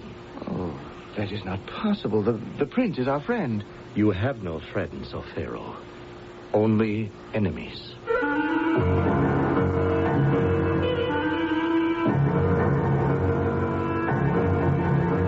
Our drama, The Cobra Strikes, was written especially for the Mystery Theater by G. Frederick Lewis and stars Tammy Grimes. I'll be back shortly with Act One.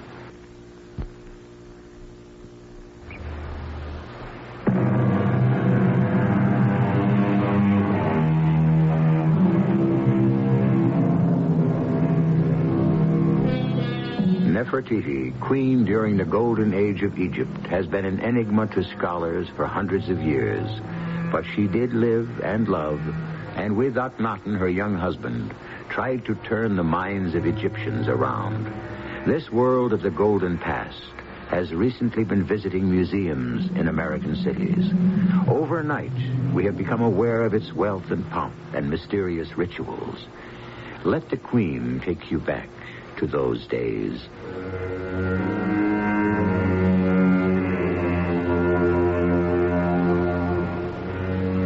The most tragic day of my life was the day my own father had to be put to death for plotting to kill my husband, the Pharaoh.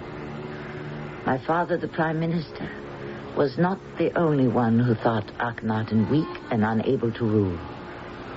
What no one understood was he believed in persuasion, not persecution. And so the two of us traveled from Thebes to Luxor to speak to the people face to face and tell them that they were being deceived. Husband, it's getting dark. Let us return to the palace. Oh, Nefertiti, I'm talked out. I've been preaching and exhorting my people to forget the false gods. They won't listen. Shall we go home?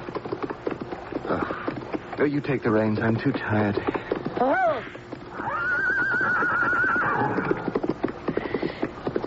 Do you know what I think? We're making a mistake. In fact, two of them. First, we're begging the people to listen. You are the Pharaoh. A Pharaoh doesn't beg his subjects. He commands. Issue a decree. Tear down the old beliefs. I cannot order all the temples to be destroyed without giving my people an alternative. You're giving them an alternative. One god. Aten, god of the sun. But I haven't convinced them. Words won't do it. I think I know why so few people believe in your one god. You do? They see their king Akhenaten and their queen Nefertiti speaking in the marketplaces. And they can't understand what their ruler is doing there. To them, there is only one explanation. You must be mad, and I must be mad also. Yes, they won't accept a king who walks the streets with them. I think there's a way. Become one of the common people. We disguise ourselves from head to foot, and then walk into the hills behind Thebes and sit with them. Yes. Start by convincing the beggars, the blind, all of those who live up there. Exactly. The abandoned people, too old or too sick to work. The homeless. Do you think these outcasts would believe in the one God? What have they got to lose by listening or believing? They have nothing. We're back in the palace courtyard. What do you say to my plan? Persuade the army of nobodies. Yes, I think we should try. It would be a beginning. And if I can persuade them, others would follow. An hour ago, I was exhausted and I despaired. You've given me the spirit to go on trying. Akhenaten and I found some ragged clothes and dirty, much-used sandals. One night, we walked many miles into the hills, and they sprang to life with dozens of little fires around, which the blind, the old, the infirm, the rejected sat to warm themselves. Have I seen you at this fire before, brother? No, you have not. Is that young man your brother? Yes, I am. Under what name do you pass? Akhenaten. Oh, like the Pharaoh himself. Friends, are you aware that we are honored with a distinguished visitor this night? This is Brother Akhenaten. Sister Cripple, raise your crutch and salute to Brother Akhenaten. Never heard of him. Who is he, Brother Beggar? Oh, idiot. Your mind is as weak as your foot. Don't you know that name? The same as the Pharaoh's. Brother Akhenaten, you are both welcome. This is a privilege. With a name like that, you should be king of the camel dung beggars. Why should he be king? What's he done for us? Well, what has any king done for us? But we live on. The deaf, the mute, the sick, the poor. We live on. Old Amenhotep is dead, they say. And his son is king. What's his name? If you would listen, Sister Cripple, you would know. Akhenaten is his name, and also the name of this neatherd here. And he is going to tell us how he became king. Aren't you, brother? You are all laughing and joking sitting around this fire. Is no one serious here? Oh, life is serious. If we don't laugh at it, Brother Akhenaten, it makes fun of us. Life makes a joke of us beggars. Life makes us die. Yes, I watched them bury the Pharaoh Amenhotep. They didn't see me. Did I ever tell you? We've heard your stories before. But how about you, brother? Tell us of your travels. But I was there. I saw the funeral. I don't know that what I have to say is what you want to hear. Of course it is. Go on, speak to them. Oh, tell a story. Make a speech. Oh, king. They buried old Amenhotep in 3 layers of solid gold. I was there. I watched. Gold as thick as your hand, and jars of ointments and boxes of food for the dead pharaoh to eat on the long journey to eternal rest. And then I buried my father in the desert. But I didn't bury him deep enough, so he never ate in eternity.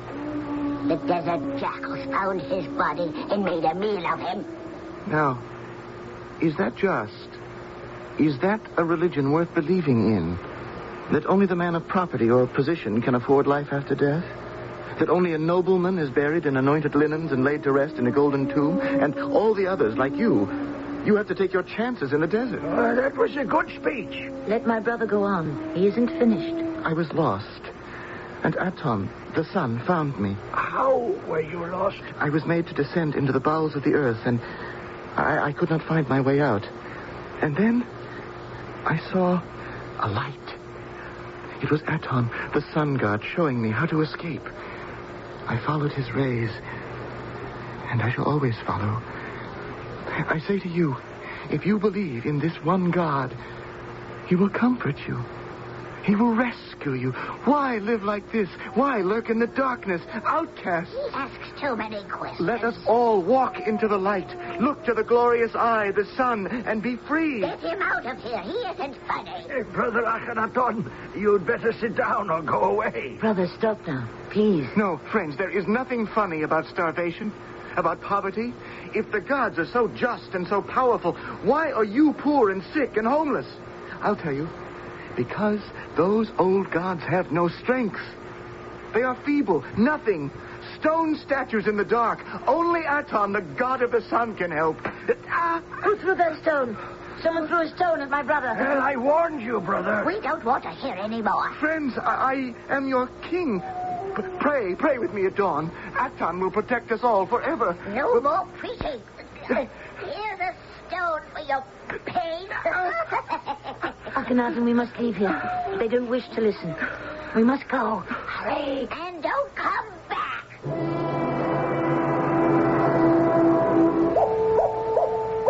What's that? A jackal roaming the hills looking for something to eat. I know prayer to the sun god would make life easier, even for them. Oh, if only I could convince them. Before I've even been on the throne 1 year, I'm a failure. Because no one believes you or pays attention? A stone wall of ignorance. How does one go around it? What keeps us here in Thebes, husband? Responsibility. I'm thinking. A pharaoh must set the example. He must show the way. I know that. If I were the sun god, and my subjects were spurned in the old cities, I, Aten, would say, Akhenaten, build me a new place where I can be worshipped in peace. A new place? My great-great-grandfather built the temple at Karnak. I could build a new temple to Aten. Set the example, and Egypt will clamor at our gates. Build not only a temple, but a city. A new place. A new city. I want a child, Akhenaten. I want it to be born where he belongs, where he is welcome. A firstborn. My wife, my precious golden wife. Salutations to your majesty. General Horonrab, what brings you here? Necessity. I set out yesterday at dawn to find you. Now, let me not waste a moment. My scouts have reported that the son of the Hittite king, Prince Ananza, has set out for Egypt with an armed escort. We shall welcome him with open arms. I said armed escort, thousands of soldiers. It doesn't sound like a peaceful visit. My thoughts exactly, my lady. What are you saying? That there is a plot to put this foreign prince on the throne of Egypt. Oh, I cannot believe that. The prince and his father are our friends. You have no friends, Pharaoh, only enemies. I know the Hittites. I'm sorry you have no faith in my judgment. But if it was your intention to stop this visit of the prince, I hereby order you not to. That is your Pharaoh's wish. Now, I shall leave you. I see another campfire further up the hill. There are more that I need to talk to. Wait for me here, Nefertiti. Is it true what you say, Hohenrath? That we should fear for our lives? I am sorry the great Pharaoh puts more trust in prayers than swords.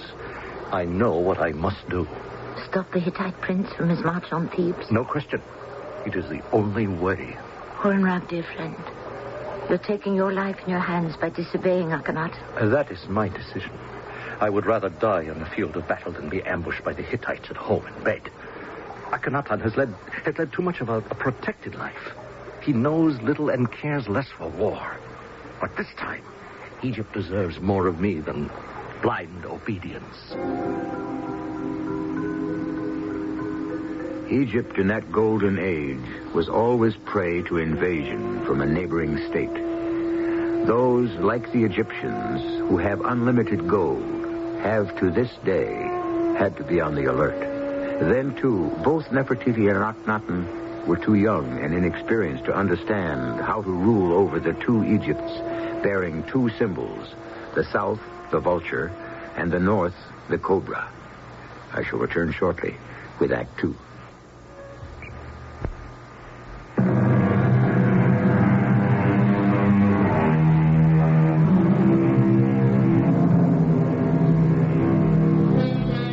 Fantastic people speaking from the past. How much of what they began is part of our lives today? Let me tell you, the 12-month calendar is an Egyptian invention, as are the 365 days. Those 5 extra days at the end of the year were celebrated as birthdays of the gods. Ethical values, or laws as we call them, the alphabet, and great architecture, sculpture, and painting all began in Egypt. Particularly, a beautiful head of a queen fashioned and colored from life. The head of Nefertiti.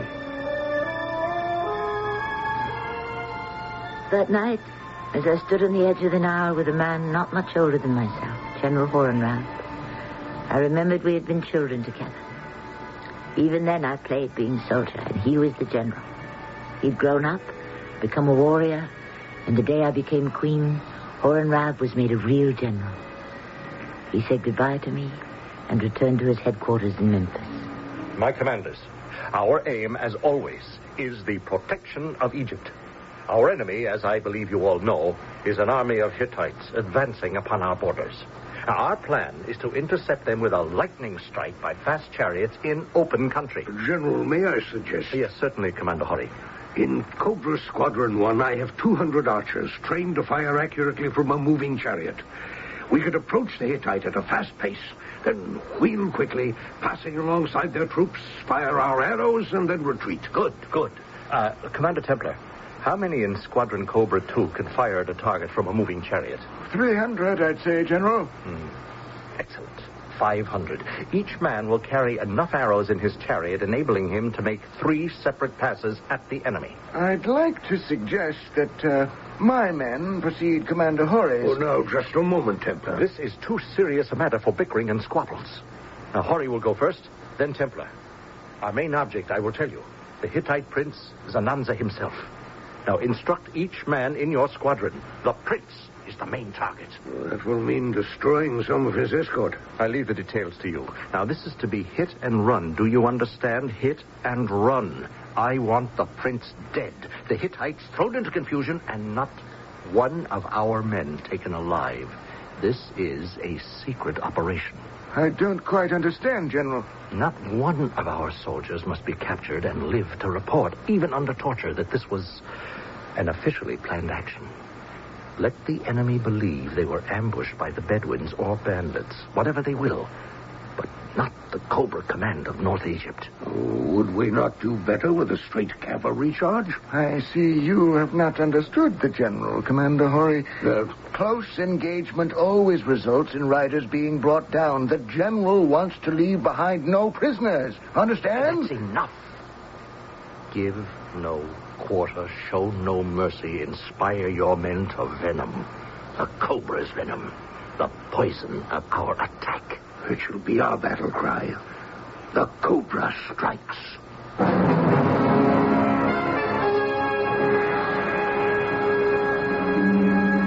Mariani, I have something vital to tell you. It affects my life. Akhenaten and I believe it will affect the very life of Egypt herself. And it will affect your life. Has it something to do with the days you both disappear from the palace and go into the hills? My husband and I have come to a decision. We have decided to build a new capital of Egypt. A new... But where? We don't know. We shall travel down the Nile to find a place. It may be very far from Thebes. A city where we can worship the one god Aten, the sun. A city not bent down with old ideas, where citizens can come and breathe freely and pray freely. A city of beauty and life. Mariani, I am asking you to take your little sisters and come with us. Is it to be for always? For always. This new city, how can it be different from Luxor or Memphis or Thebes? There will be freedom. Freedom? What difference can it make to me? What difference will it make to poor people, friends of mine, who live in the hills behind Thebes? In the city of truth, there will be no poor people. There will always be the poor. No fine tombs for the poor. No promise of eternal life. Only a nameless grave.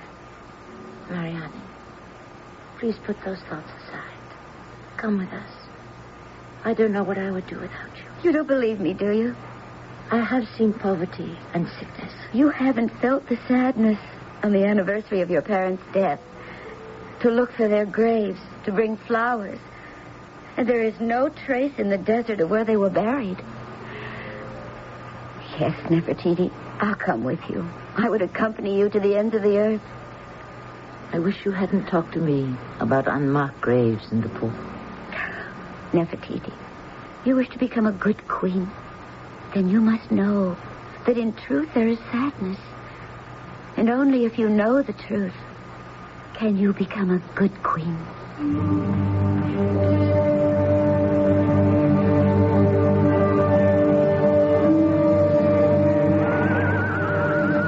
I've been waiting for you, Templar. Come into my tent. I cannot remember the Sinai Desert ever being as hot as this. I've received word from my scouts that they've spotted Prince Zananza on the Sinai Desert near our frontier. His men, are they well armed? Battle doesn't seem to be on his mind at all. He stands high in his chariot, dressed in gold. What follows him? 2 caravans containing gifts. And in front? His own bodyguards. So, the troops are well to the rear. Half a mile, I'd say. Hori, I have an idea. I know the general said my squadrons would strike after yours. What do you say we join up and send all of them down together? Good idea. One sweep, we could wipe them out. One pass, and we disappear into the dust of the desert. They won't know what hit them.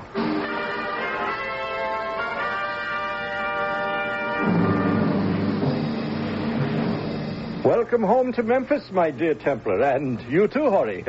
It's been a while since I've seen you. What have you been up to? What do you mean, General? Well, I understand some foreign prince was attacked in the Sinai Desert. Heard about that? There are spies everywhere. We may be watched. Oh, yes. General, I did hear a rumor. Too bad. A wonderful man, I understand, this prince. What did you say his name was? You know anything, Commander Hori? Well, a little. It seems the Hittites happened to be crossing the frontier at El Gahab, and what they thought was an Egyptian desert patrol turned out to be a band of archers. The prince himself fell under many arrows, and in the confusion, the attackers disappeared. Oh, so nobody knows who they were? Nobody. Not a soul. Oh, terrible. Terrible. What a sad story. I believe the prince was a great friend of our pharaoh. He will be so distressed to hear this.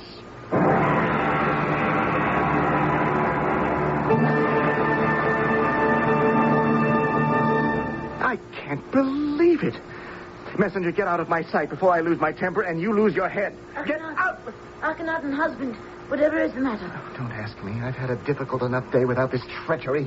Treachery? Do you remember Horemheb asking me whether he could intercept the Hittite prince because he believed it was part of some plot to overthrow our throne? Yes, I seem to. Prince Ananza is dead. He's been ambushed in the Sinai on his way to Thebes. I have just received the second report. Cobra chariots. Oh, the disgrace of it. What will any foreigner think, that he isn't safe on the Sinai because it belongs to Egypt? I sent for Horemheb to explain. I know him.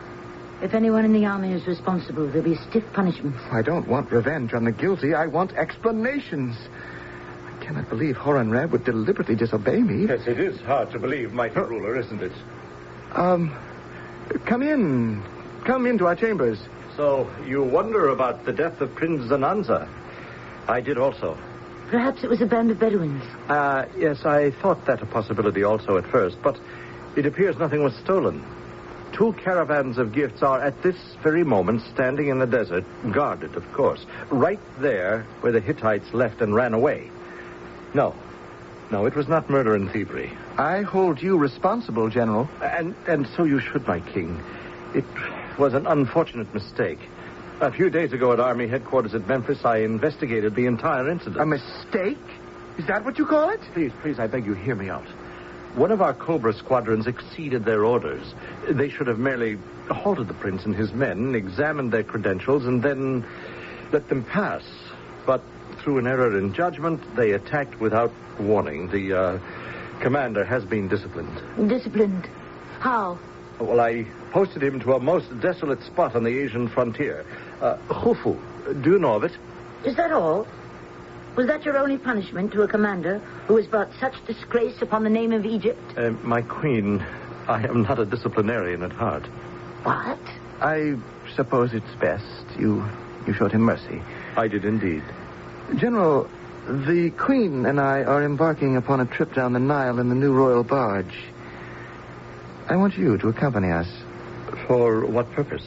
To guard your pharaoh and his queen. I understand. Am I excused? You are. Queen Nefertiti, Royal King, good day. Why did you do that, Akhenaten? Do what? Assign a general to do a corporal's work. There are plenty of palace guards. I have my reasons. You belittle him. Possibly. His explanation of the death of the Hittite prince didn't please you. It won't please the king of the Hittites either. We have most certainly gained an enemy. We launched the splendor of Aten. The new royal barge, and with our servants and their families, started downriver. Akhenaten was intent on finding the exact right place for the new city. After what seemed like weeks, we anchored near Hermopolis on the eastern bank of the Nile. Akhenaten was rowed ashore, and as the sun gave way to the moon, I waited on the deck with Mariani. Oh, how beautiful it is with the Nile flowing gently past us. Mariani, you don't know what it's meant to have you by my side. Especially now. Oh, I've attended you for a good many years, Nefertiti. How quickly it all happens. I become a queen. Then I live in a palace, married. Then suddenly uprooted. Here on this barge with a husband I still hardly know. Has it been less than a year? How old you can grow in such a short time. I love you, dear Nefertiti. You're like another sister to me. You always have been. Then you should know how frightened I am, Mariani. To be queen of both Egypts is a heavy weight. And to be here, in a strange part of my country about to build a new city, is the most frightening feeling of all. All I can see no matter which way I look, are clouds and rain ahead.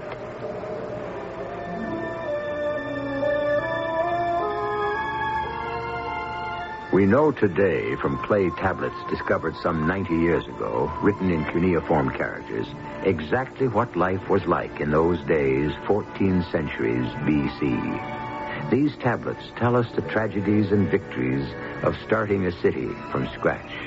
They are called the Amarna tablets, after the name given the city of truth by Akhenaten, Amarna. But I am getting ahead of my story.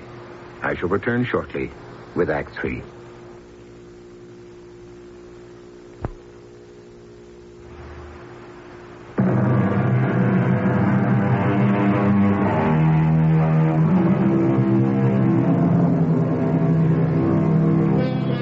A youthful king and queen, she bearing a child, set out to find a new and favorable spot in which they and their followers can practice a new religion, worshiping not a handful of gods, but one. Yet all is not peace and hope. Golden Egypt is under constant surveillance and possible attack from poorer neighbors. Is it a calm before the storm? It is night. The royal barge is anchored in the Nile, 240 miles south of Thebes. Queen Nefertiti, alone on deck, examines her fears. The sun had gone to sleep behind the hills. In the distance, the calls of jackals and mountain lions roaming for food. My husband somewhere on that unknown shore with only a few sailors. I was terrified. What if something should happen to Akhenaten? I stood at the railing waiting, trying to see through the darkness. My queen. Oh, you frightened me. I am sorry, Nefertiti. It is only me, Horenrab. I'm glad you're here, Horenrab. Is all well? Almost everyone has retired for the night. Can you see Akhenaten's boat out there? Is he returning to the barge? No, I cannot. I can barely make out the bay, the shore, the cliffs behind. Did you pass Mariani? You mean your handmaiden? You know who I mean. Why do you ask? Because all through our journey you seem to have made such a point of not talking to her. Don't you find her attractive? Nefertiti, why are you trying to make me aware of Mariani? I wish I understood you. I think you do, Horenrab. Better than most. Do you remember the day Akhenaten's father died and I brought you a kitten? Then the day of your marriage it ran away and I found it and brought it back. And then And then your disobedience as a storyteller at the Coronation Festival.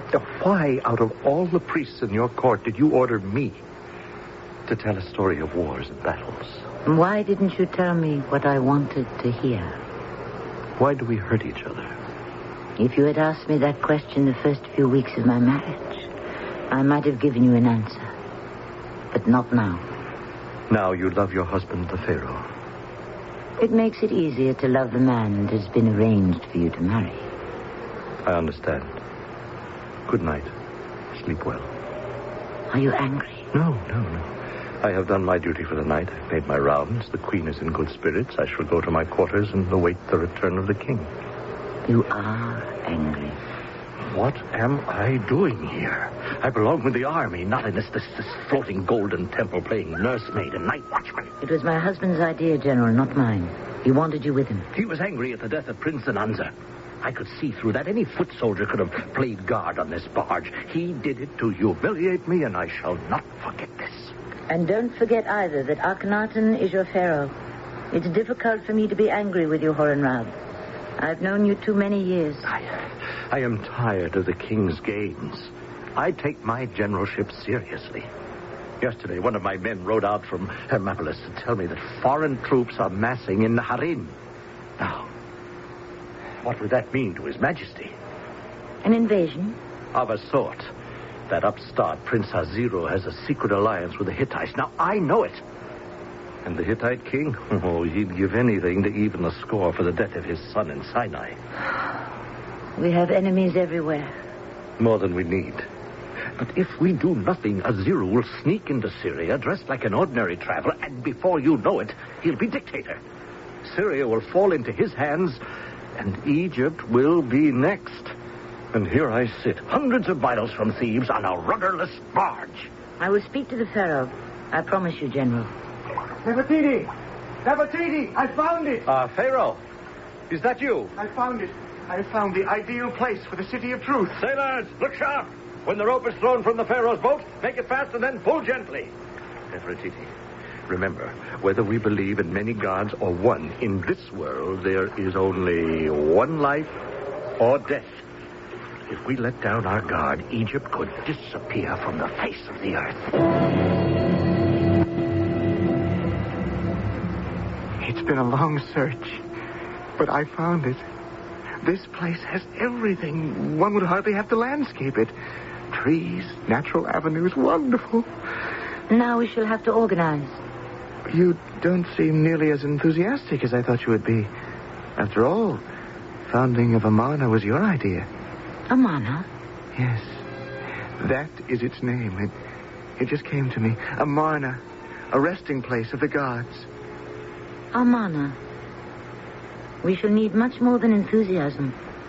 A little realism. If you and I are going to hold this empire together, it can't be all prayers to one god. Who has been talking to you, Horemheb? He sees dangers, and you don't want to look. I don't care what he sees, or what he says. It is not enough to deploy troops and garrison cities. If I can make the peoples of Egypt and its dominions have one solid, true religious worship, then we could have a safe and enduring society. I'll make a bargain with you, husband. You build the temples, I'll build the city. Well, what do you know about architecture, street planning, viaducts, water? What do you know about anything? What I don't, I can find out.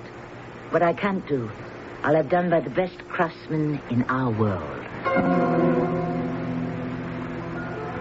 The barge was made fast ashore, and for many weeks that followed, it would become our home. I persuaded Akhenaten to release General Horemheb to return to Thebes. Nefertiti, how did you accomplish it? I told my husband you were the only person into whose hands I would entrust my list of architects needed here to transport at least 1,000 workers downriver. Well, I have underestimated your talents, Nefertiti. The most important of all on that list is Beck, the master architect. Horemheb, I want you personally to convince him he must drop everything he is doing at Karnak and tell him I have a city for him to build at Amarna. Oh, you are a sly one. Am I, expected to return here to Amarna? We never got round to talking about it, the Pharaoh and I. Ah, so if I happen to rejoin my army at Memphis, I shan't be missed? It's quite natural for a general to be with his army, isn't it? And if the army just happens to run into some foreign troops in Naharim, and a certain Prince Zero is mysteriously kidnapped or killed? We shall have our hands full here in Amarna, General. I don't think you need any special orders to perform what you know is your duty. My queen. Then this is goodbye? Who knows? So be it. May Aten, the sun god, shine on you.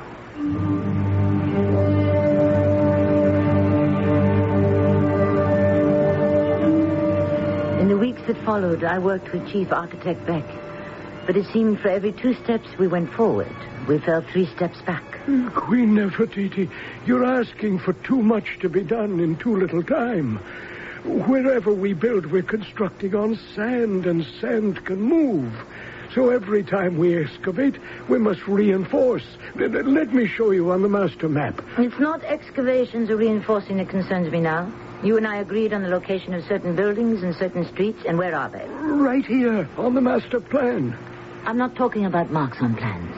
I'm talking about mud bricks, mortar. It's here. It's all there. Don't make me angry, Beck. My orders are not being obeyed. I guarantee you everything is on the plans. Will you kindly step out on the balcony with me? Beautiful day. Now let me point out something to you that is on a plan, perhaps, but nowhere else. Look to your right. Where is the Street of Flowers? That's on the plan. Well, we haven't yet. The surveyors found that... And over there, my dear Beck, at right angles, where is the Avenue of Palms? But as I've been telling you all along, Queen Nefertiti, the land is on the arid side. What happened to the irrigation canals? The rain storage dam? There on the master plan. But It doesn't concern me how you get fresh water to Amarna. By the pitcherful from Thebes if you have to. Now then, please, one more little look at something else. On the far side, facing the mountains. My dear Beck, what are those? Slums? That definitely is not on the plan for Amarna. Temporary workmen's houses. They'll be torn down to make room for the pylon to be erected there. Oh? As soon as the granite slabs arrive by barge in 2 or 3 months, I assure you those shacks will be removed by then. Those shacks will be torn down immediately. Beck, I charge you. You will give every workman 500, 1,000, 2,000, however many there are. You will give every workman in Amarna the day off, a week off if necessary. Could you tell me why suddenly they're all on holiday? You will also give each worker all the mud brick, the wood, and the tools they'll need. And they will be required to build their own permanent houses. You will design streets and avenues for them to build on. Understood? That is my decree. Nothing temporary. You will tell your workmen to build for permanence. That's impossible. Indeed. How can I give our entire workforce a week off and yet continue to construct avenues and so forth? It's a problem I know you can solve, my dear Beck. I do not like to hear what cannot be done. Only what can.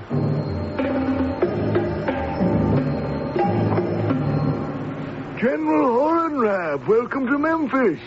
We did not expect you at headquarters so soon. We didn't expect you at all, actually. What are you talking about, Templar? Why shouldn't I return to Memphis? You've been gone a long time, General. We commanders had more or less written you off. Oh, you had you? You thought I would just retire and leave the command of the Egyptian forces to you and Hori? You've been away for a very long time. Of course, everyone understood. Nefertiti, our royal queen, needed particular protection. Is that sarcasm? Well, General, one hears things. Does what? Well, what does one hear? That the general is quite a favorite of Queen Nefertiti herself. Only the queen? Not the king also? I would say one hears that the general is more a favorite of the queen. Say what you mean, Templar. As you wish. General, you have been observed very close indeed, with our queen on the royal barge. It has become much talked about here in camp. Oh, and what do they say, the men? Well, put the men aside for a moment. What do you say, Commander Hori? I wish that it was you on the throne of Egypt. Me? So do I. Yes. You, General. Then you could have Nefertiti, and we could have a strong, warring pharaoh. I've heard enough. I am here because of the threat of foreign troops in Naharin. Place your men on the alert. It's good to have you here, General. Why do we bother dreaming about you being king? He'll be on that throne long after we've died in some battle for Egypt. Templar? Who knows? Horenrab, a pharaoh. A dream? No. Not impossible. No, not at all. I really don't believe that if something should happen to Akhenaten, that Nefertiti would mind sharing the throne with me. And so ended the second year of my reign. My husband, the Pharaoh, with his eye on eternity. Myself, Nefertiti, with an eye only for today. And Horenrab. Oh, yes, I knew it. With an eye to the future. Over the months, there would be many, many attacks on Egypt. But always our soldiers could put fear and arrows into the hearts of our enemies. But this strong, masterful soldier, what arrows did he intend for my heart? Although we have tried to recreate the lives of these unique Egyptians, we have had to depict them in our own terms and in our own language. But Nefertiti and Akhenaten and their subjects must be looked at not from our end of the time scale, but against their primitive background. They were a primitive people with very special talents who left an extraordinary legacy. More on this when I return shortly.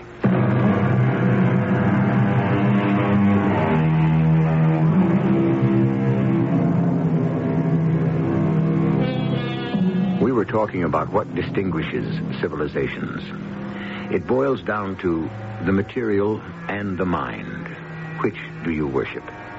The Egyptians adored precious stones, unknown gods, and gold.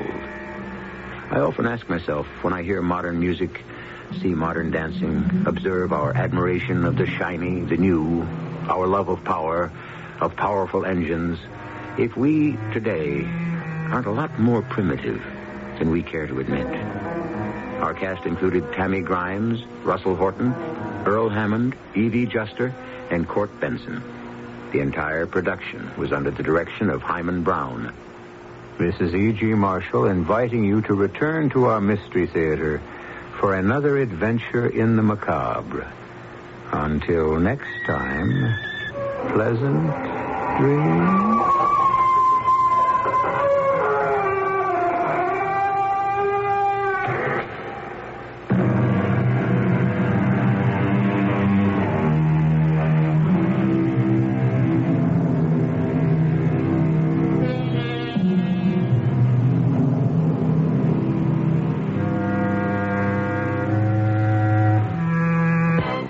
This is the voice of the Rocky Mountain West.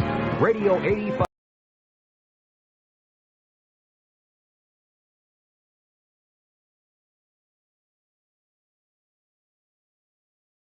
The CBS Radio Mystery Theater presents...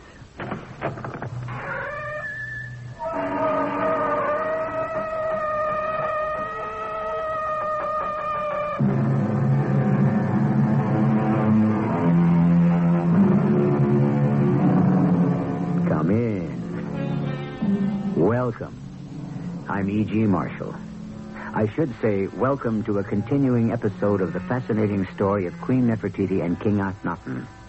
I'm delighted to help unveil the mystery of a civilization long ago blanketed by the sweeping desert sands of the Nile Valley. Because the glory that was Egypt has been dug from the tombs of Tutankhamun and other pharaohs, we today have the wrong impression that those ancients cared more about how they died than how they lived. Nothing could be further from the truth. Akhenaten, where's my daughter? She's on her knees, praying. Over there in the temple courtyard. She's been there all day. What else would she be doing in the temple? That baby, a child of 5, on her knees in this roofless temple, all day in this heat. Akhenaten, daughter, darling child. Oh, no! Someone come here, come quickly! Help me!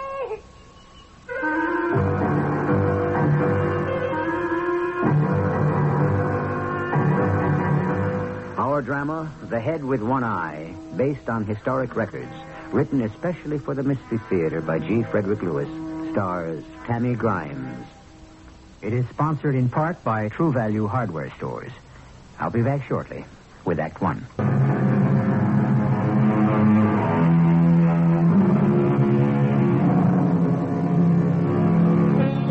The excitement and interest in one particular Egyptian queen who ruled Egypt 14 centuries before Christ would have never begun had it not been for the discovery of an extraordinary plaster and painted portrait of Nefertiti herself, sculpted in sinuous relief.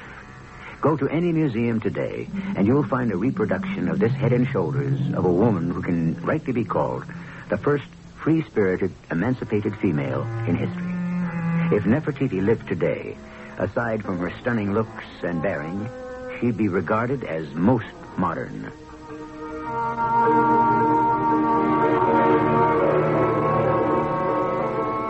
I now had 2 children. Akhenaten, who is 3, and Tutankhamun, still a baby.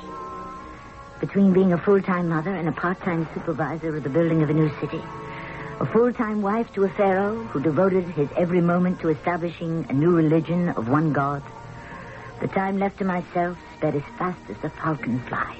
Good morning, Queen Nefertiti. Good morning, Mariani. There are a great many state papers for you to deal with today. Don't I know it? I've been up for hours. You'll find my replies to the army for the request of 200 new chariots, bow and arrows, and so forth in the 3rd gold box. My reasons for saying no are there to forward. Are you going somewhere this morning, Nefertiti? Not likely. I've called a meeting of the sanitation department at 11. Why are you wearing your blue hat? The royal headdress? Yes. It's for him. Tutmus, the sculptor. He's supposed to be here. If being an artist means you have no idea of the time, I wish we could get along without them. But we can't. They are so irresponsible. They say he's the finest sculptor in Egypt. But what's all that got to do with your wearing a hat? He wants it for my official portrait. Now, Mariani, let's have what you brought me. Your Highness, Your Highness, Your Highness. I prostrate myself. Please forgive me. Tutmus, you are late. I am sorry, Your Highness. Go on, set up your easel and the sculpting stand and your plaster, whatever you like. I must go on working. The business of state cannot stop for us. Don't worry yourself, Queen Nefertiti. Oh, I'm delighted you're wearing the blue hat. It will set off your face magnificently. You don't mind working in silence, do you, Tutmus? It's a little hard to concentrate while we're chatting. And I have a table full of state matters that must be dealt with. Do you know my personal assistant, Mariani? How do you do? How do you do? I'll just set up over here by the window where I shan't be in the way. Oh, you have your little baby here in a crib. Isn't he a love? He must be Tutankhamun. I loathe being late, especially on such an important occasion as doing the Queen's head. You have no idea how much I've been looking forward to this day. What kept you? Well, I couldn't get through the royal road. It is so torn up, you wouldn't believe it. It's a battlefield of paving stones. I finally stopped my carriage and got to the palace on foot. I told them to tear up all that black pavement. Tear it up, get rid of it. If those builders can't find pure white stone, I'd rather they pack the earth down. At least it would be the right color. Now, before we start, dear Queen, I brought you a little something. Oh, I love presents. Will you unwrap it for me, Tutmus? A little statuette. Very nice indeed. What is it? A portrait, full length, of your boy. Of who? Tutankhamun? This is supposed to be him? You don't like it? Mariani, do you see any resemblance? There isn't supposed to be a resemblance. Why not? It's the custom, dear Queen. Custom? This dwarf, stick figure could be anybody.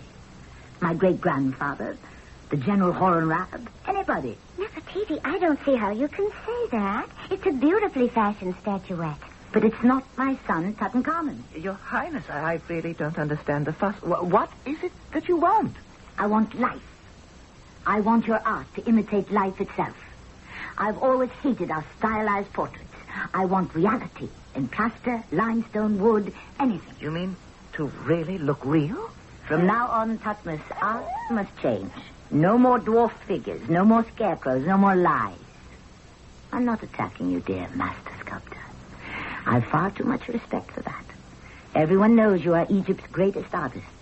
But if this new city, Amarna, is to be the city of truth, then our art must be equally truthful. Realism? I can't wait to get started. Oh, my wondrous Queen. If you only knew what you have done for me. I, too, have always hated those awful statues that tradition compelled me to carve, where everybody's face could be anybody's face. Let me get started.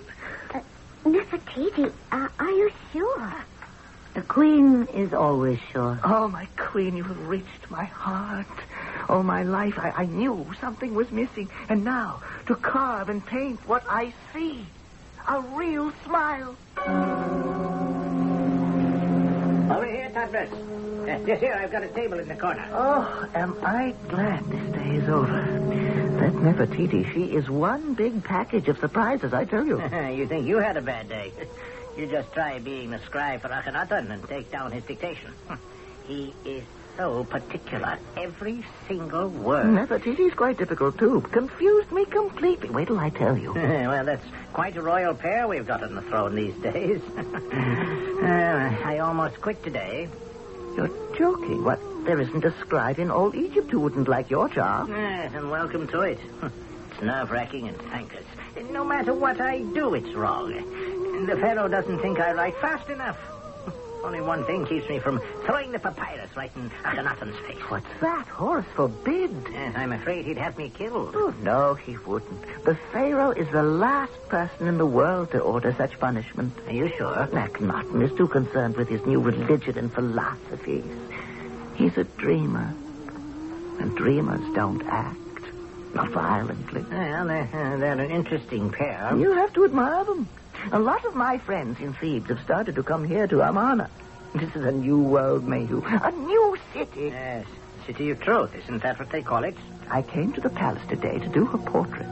Nefertiti wants her plaster portrait to be as lifelike as I can make it. Think of the opportunity. Tomorrow at noon we start. We live in a wonderful age, my friend. Good morning, my queen. I've brought you the 7 gold trays containing today's business. Put them in their usual place on my table. Mariani, have you seen my little daughter today? Nefertiti? No. Where is she? She didn't come to kiss me good morning. The Pharaoh took her with him very early. They went to the Greek temple of Aten. Good. I like that. Remind me, Mariani, to inform the exchequer that when the workmen take time off to build their own houses on the avenue extension, they are to receive full wages. I'll make a note of that. What is it, Mariani? Why are you standing there in that funny way? Are you holding something behind your back? This little basket was left on the steps to your door. I don't know how it got there exactly. What are you being so mysterious about? A basket? It's a gift. Someone's left you a gift. For me? Where is that someone? Outside. Let me open the basket and see. A kitten from Persia. Oh, you sweet darling. Look how white and fluffy he is. A kitten. No, wait. Is it Hornrab? General Hornrab. But it can't be. Why not? Why shouldn't the general of the Egyptian army visit his queen? Hello, Mariani. Good day, General. Mariani, don't go. Stay. I had better. I'm beginning to get a little concerned about Nefertiti. She isn't used to being out in the sun that much. Oh, she's with her father. You told me, so no harm can come to her. Still, I'm worried. I see nothing has changed. No, it hasn't. Mariani still does my worrying for me. Mariani, all right. Here, take the kitten. When Akhenaten gets back, you let her play with it. She'll love it, so white and soft and furry. Hornrab, thank you very, very much. You know what a kitten means to me. The one man, Mariani, who never brings me flowers, but always kittens. I take my leave of you, Your Majesty. Tell my little daughter we shall call it Mew Mew the Second. How old is she? Almost 6 years old. Has it been that long? Let me look at you, dear General. You haven't changed. Well, not on the outside, perhaps. Well, you have blossomed, Nefertiti. Have I? As has your city of truth. What brings you to Amarna? I need help. We all need help. In fact, we need a miracle, Nefertiti. Dear friend of my childhood, you never did waste time on small talk, did you? If we want to survive as a nation, something must be done immediately. Surely, if Egypt is in danger, you and the army can take care of any enemy. That's what I meant when I said we need a miracle. If the Pharaoh has any influence over Aten, the sun god, now is the time to use it. Otherwise, my dear, beautiful Nefertiti, we are all lost.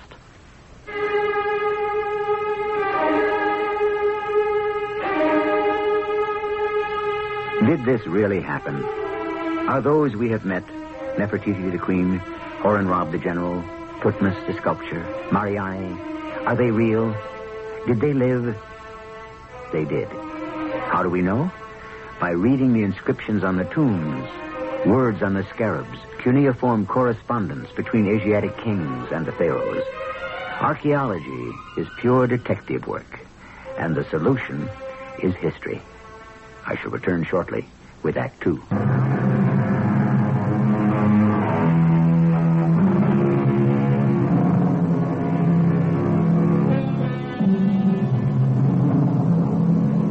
Let me prove to you that so far as ancient Egypt is concerned, one word is worth 1,000 pictures. Of our city of truth, Amarna, today, nothing remains to be seen. Only the ruins and your imagination. Picture this in your mind's eye. A complex of buildings 8 miles along the Nile, 3 miles deep. Mansions of nobles and public officials. Military and police barracks, storehouses, customs houses, workmen's houses, temples, and palaces. And the greatest of these, with hundreds of rooms and colonnades opening into sunken gardens and water lily pools, the royal palace is larger than Versailles and Fontainebleau combined. You see it? Of course you do. And inside that palace, Nefertiti and her visitor talk. What do you mean, General Hornrab? Egypt is lost. We must, without delay, launch a full-scale attack on the Hittites and wipe them out right at home before they can get their war machine started. We've heard nothing of this danger here in Amarna. Why didn't Thebes inform us? Why should they? You've got no friends in Thebes. Not one government official, not a nobleman, not a priest. You're mad. Yes, that's exactly what they say about Akhenaten and you, Nefertiti. Mad. In all the history of 18 dynasties, you both are the least liked of any reigning monarchs. Stop that. I, the Queen of all Egypt, have not given you permission to talk like that. Nefertiti, I am not a stranger. I am Hornrab, your general, supreme commander of the Eastern armies. Now, isn't this the city of truth? Or is the truth only for your subjects and not for yourself? I don't know why I make myself angry. What do I expect from Thebes? From those simple-minded, superstitious fools? I suppose as queen you could expect loyalty. You cannot ransack a temple and keep its high priest for a friend. You cannot take all the gold there is in the treasury and expect thanks in return. Such decisions are made here. Egypt is being governed from Amarna. Egypt is not being governed at all.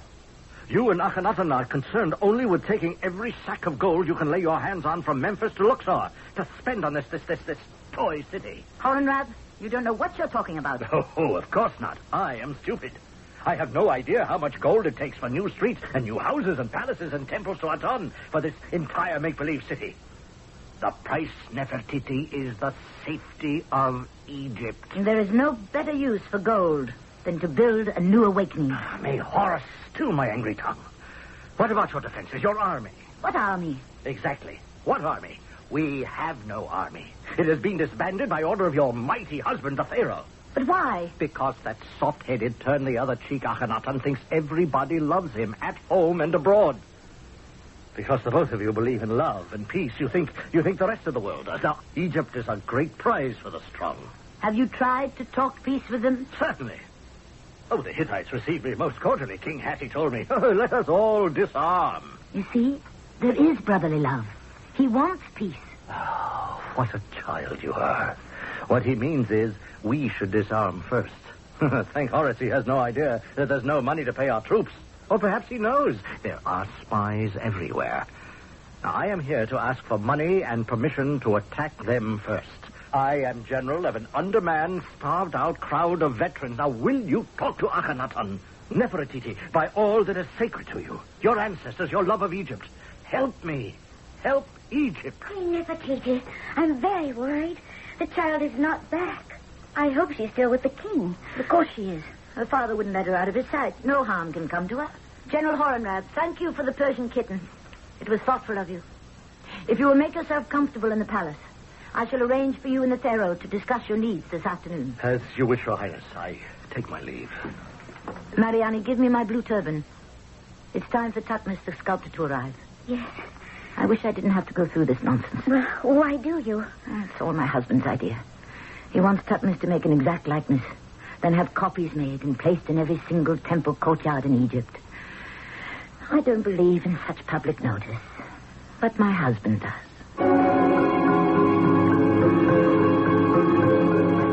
My queen?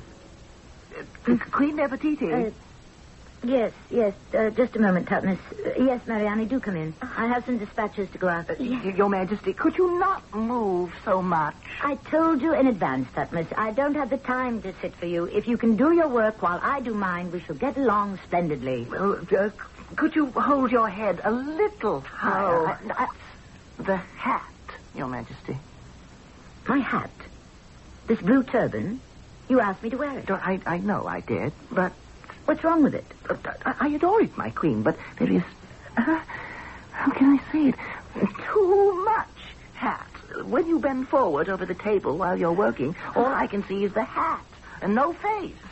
And Egypt loves the face. May I suggest that, Mariani, would you be good enough to tilt Queen Nefertiti's hat a little to one side? Oh, all right. Excuse me, Your Highness. Like so?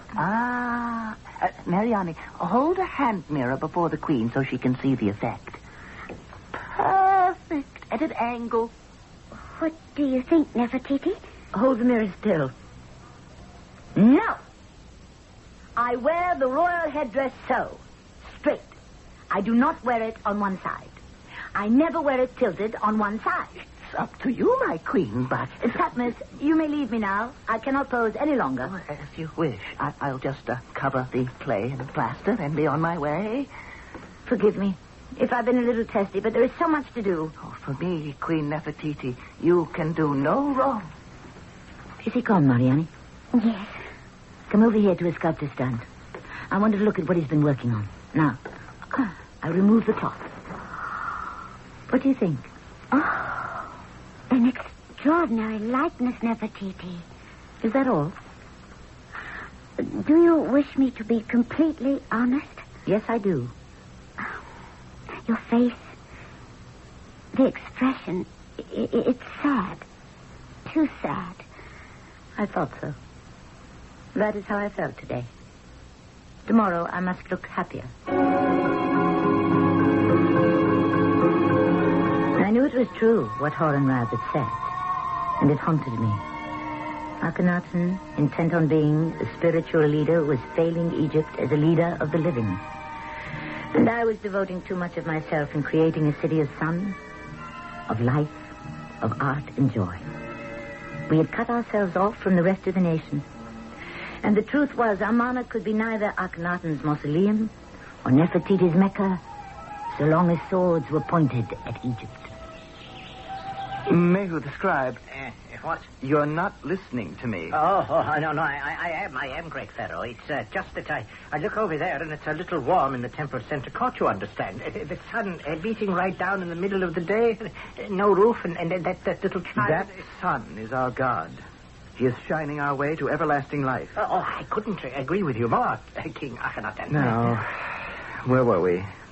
You had just said... I have built shrines and temples in honor of the gods. Wait. Let me see that papyrus.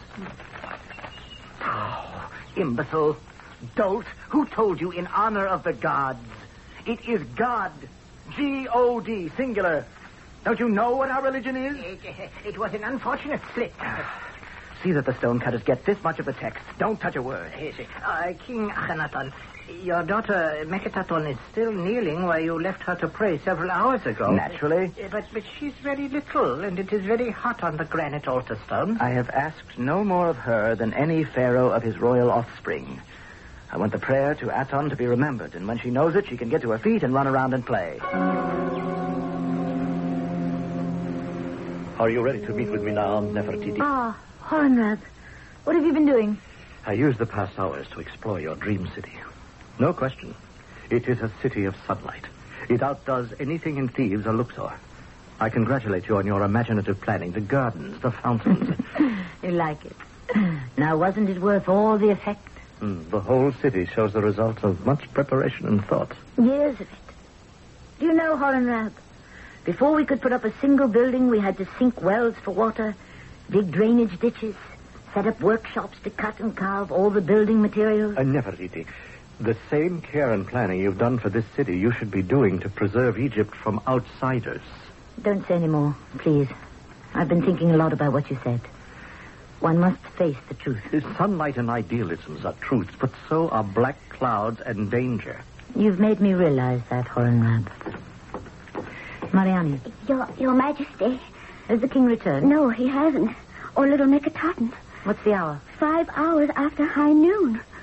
If the king on the mountain will not come to his queen, then Nefertiti must go to the mountain.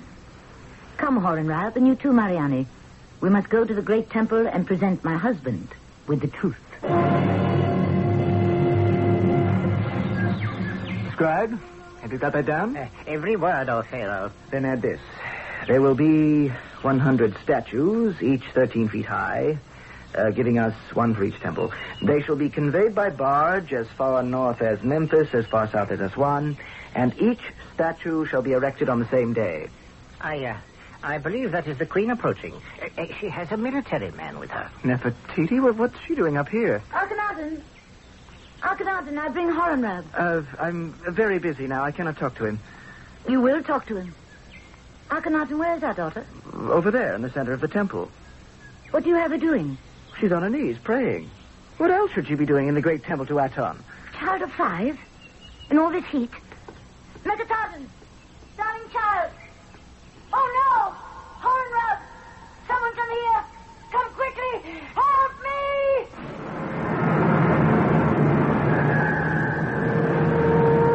A little child kneeling at prayer in the blazing sun suddenly collapses. A queen cries out in fear. A strong enemy prepares to attack a weak Egypt. Can one or any of the ancient gods intercede?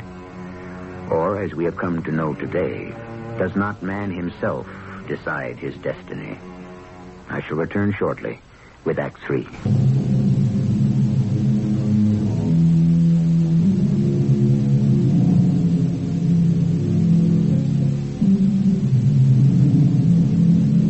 One of the sources of this story was dug up in Amarna. Clay tablets of correspondence set down by a professional scribe and still decipherable. It enabled us to recreate this account of this beautiful, adored woman of ancient Egypt, married to a man of royal lineage who rebelled against the pagan worship and human sacrifice of his ancestors. For Akhenaten was the first monarch in Egyptian history to believe in one God. What God?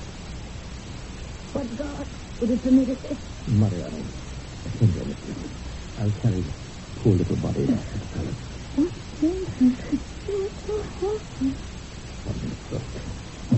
We are being punished. Aton, the sun god, is false. It was the rays of Aton which destroyed my innocent little one. Aton is evil. Do you hear me, husband? Evil. Enough. Oh, yes. Hit me, almighty Pharaoh. Slap me because my words have offended the great king. You're as evil as your God. We are betrayed. All right. Nefertiti, please. I couldn't help myself. Please, I cannot bear to see you cry. Where are your tears? Your God has killed our firstborn. Indeed, the old gods will kill us all. Oh, no. No, Nefertiti, it is an honor to be the first to be claimed by Aten. You are mad. We are cursed, all of us. I shall never bear another child. The gods will never forgive me. Little queen, there is one small secret temple. Yes, here in Amarna. For those who still believe in Amen, Isis, and Osiris. Every day prayers have gone to them. Oh. Now I understand. No wonder Aten, the god of the sun, has taken our child from us. So there is a secret temple and secret worshippers under my very nose. Oh, they do not know what vengeance is. Now they will know. Go! The sight of you all sickens me. You're all unclean and unworthy to stand in this great temple in the sight of the sun. Go!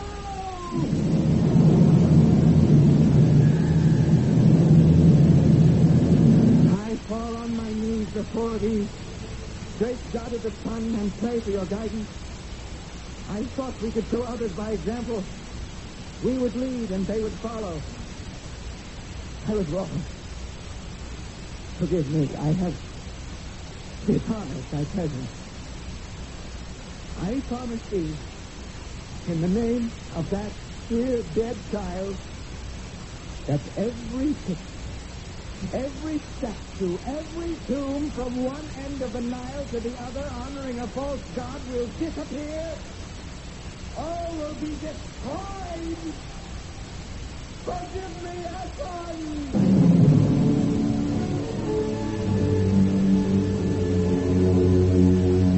Akhenaten was studious to fame work. Workmen rounded hammers and scissors went forth into Egypt, disfiguring and destroying in a wholesale slaughter of our sacred space. I had come to realize I was married to a madman. What other explanation was there?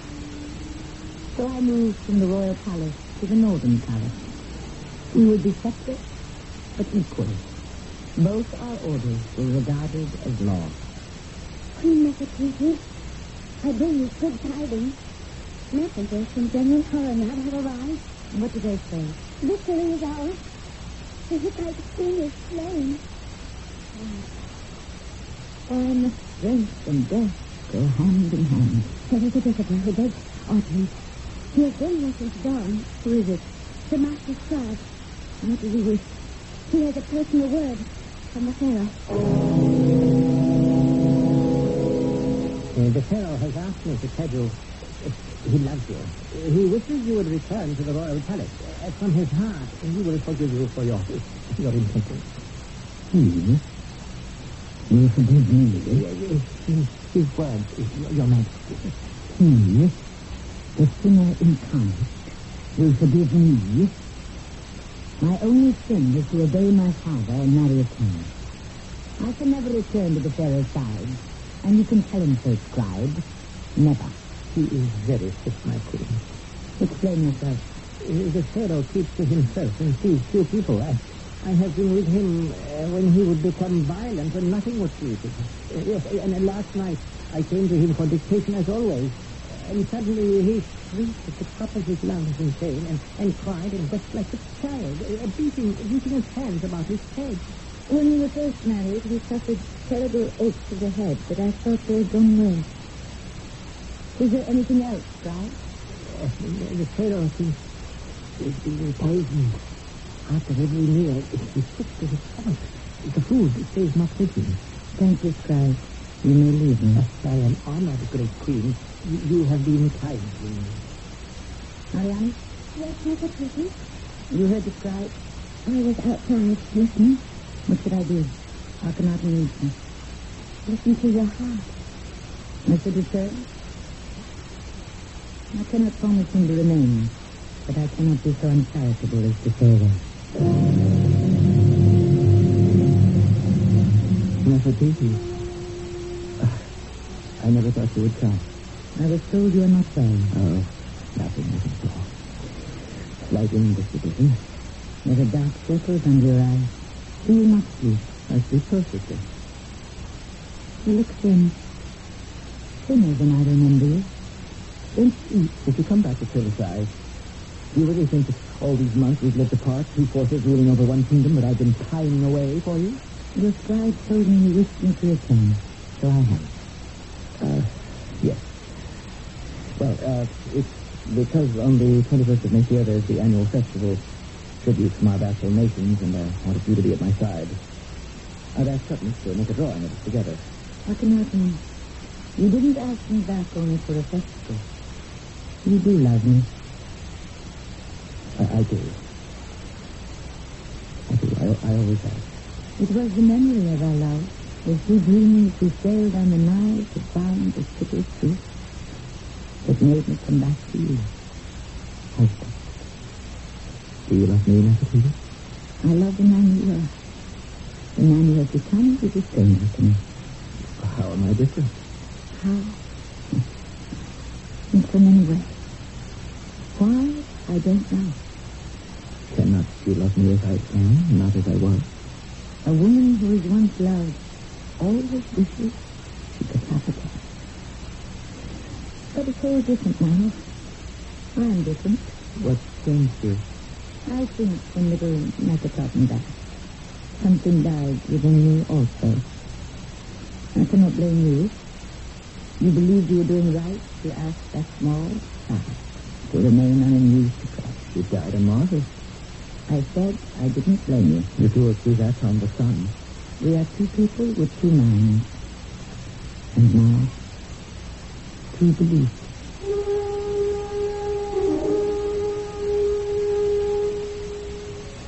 I returned to the royal palace. Not that my love for my husband was so great, but my fears for his well-being were greater. So I did his bidding and became his wife again. Welcome home to Nefertiti. Am I interrupting? Gottman. No. I was just staring out the window at the sky. The Pharaoh has asked me to sketch the two of you at the window appearances, welcoming the foreign vassals still. Whatever happened to that likeness you were doing with me some time ago? Oh, I hid it. When you went to the Northern Palace, the Pharaoh rampaged around here like a wild boar. I was afraid the box would be destroyed. Did you ever complete it? No, without you, I couldn't finish. A few more sittings could do it. Goodness. What if one day I came to your workshop and you finished the portrait of me in my blue hat there? You would come to my workshop? I would. In secret. At least to offer myself to art would be something worthwhile.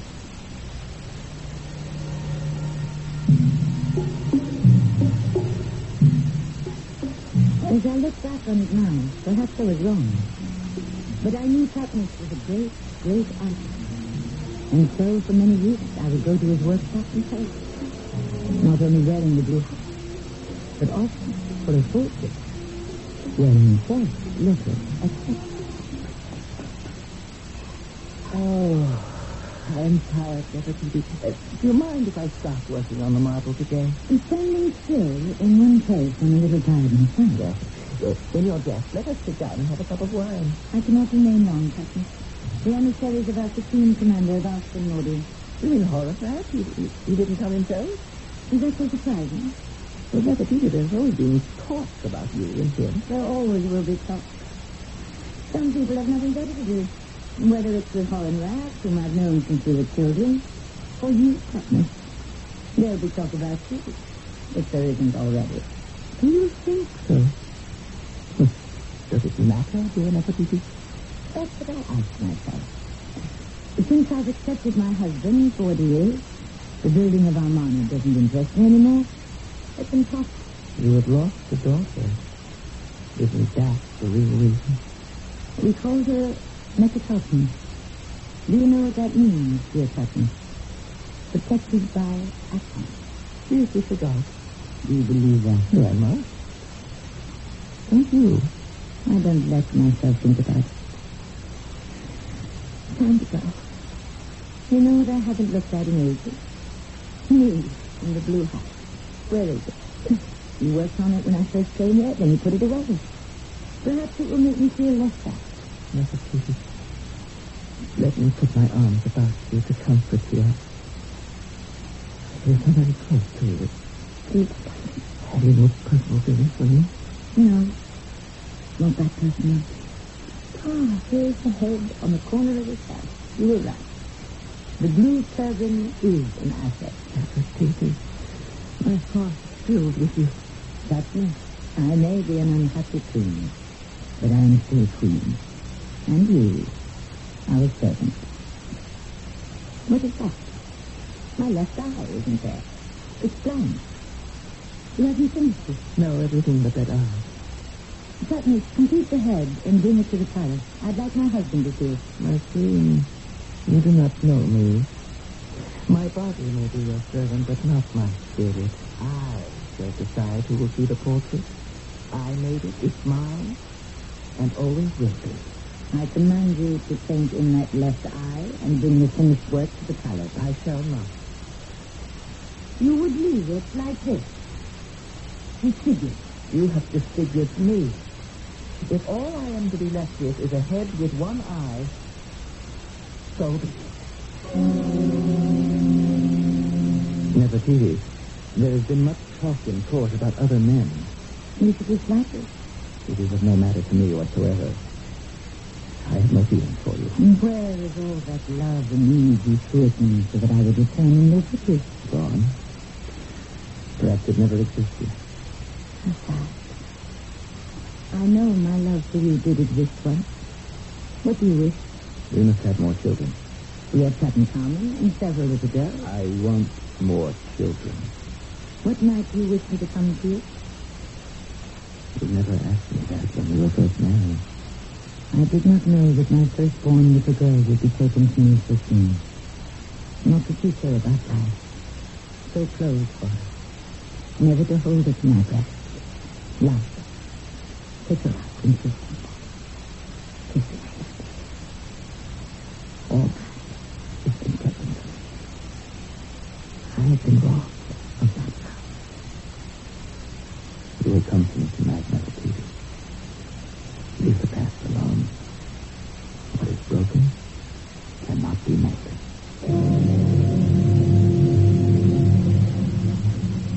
Akhenaten was right.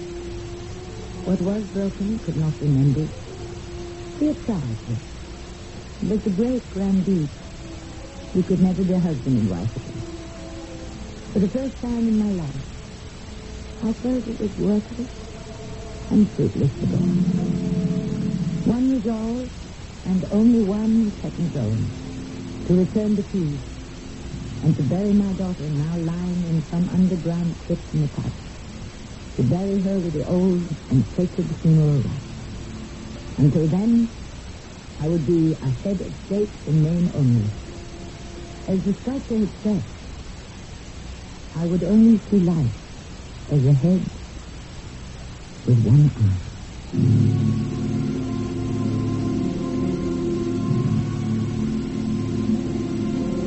It's pure conjecture why the left eye of the famous bust of Nefertiti is missing. But archaeologists are all agreed it is missing. It was not damaged. It was never there. So we are left with a painted plaster, one-eyed beauty, and assumptions. Guesses. More when I return to tell you about the final chapter in this extraordinary story.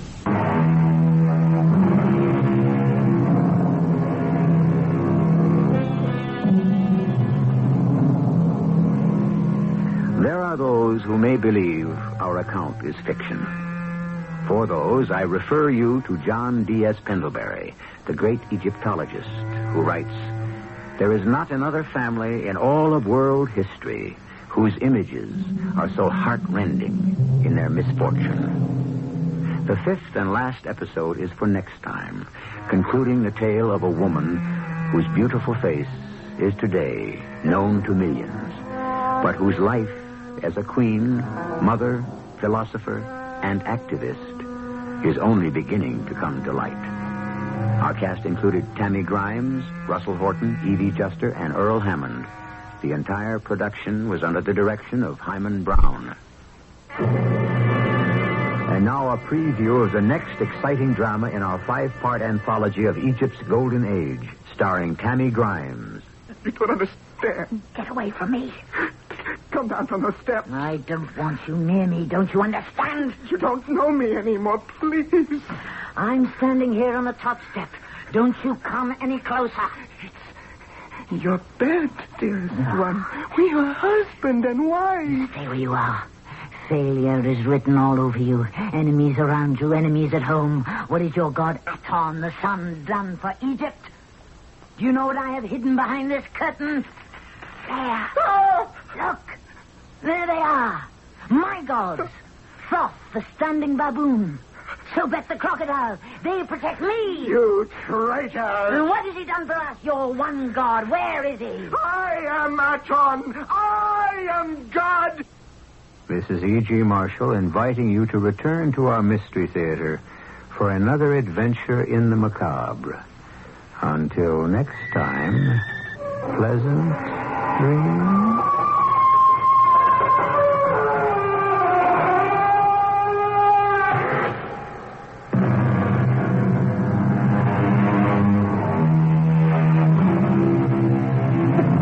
Tune in tomorrow night for Part 5 on Radio Mystery Theater of Egypt's Golden Age.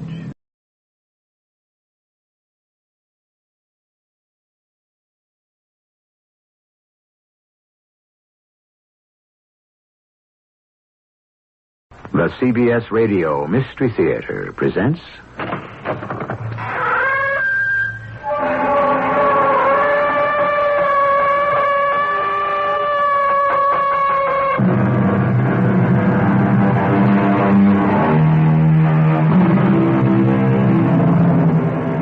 Come in. Welcome. I'm E.G. Marshall. An ancient Persian poet once said, "If thou hast 2 coins, spend one for bread, with the other by hyacinths to feed thy soul. It is that search for symmetry and soul through an underbrush of superstitions that entangled ancient Egypt that spurs our tale today. The searchers were Nefertiti, the most beautiful queen who ever lived, and her husband, the Pharaoh Akhenaten. They were very young monarchs, idealists, visionaries, and 2,000 years before their time. There's someone in the river. You down there. What are you doing? Swimming! He must be mad. Why would anyone swim in the Nile at night? Well, I dropped him overboard. I thought he was a stowaway. You can't leave that boy in the river. Throw him a line. Hey, you! Get out of there. What? Don't you know the Nile is full of crocodiles?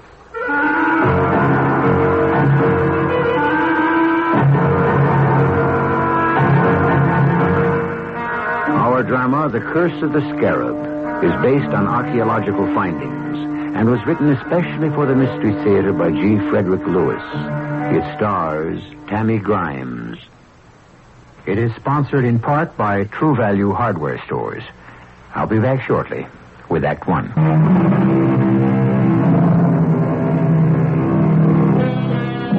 Interesting thing about an idealist. If you agree with his views, he is prophetic and farsighted. If you don't, he's a romantic, an ostrich head, a castle builder. Queen Nefertiti and King Akhenaten had built such a castle. In fact, an entire city, a place where artists could live, where culture could grow, where believers in one God could worship in peace. But for the beautiful Nefertiti, this heaven had become a hell.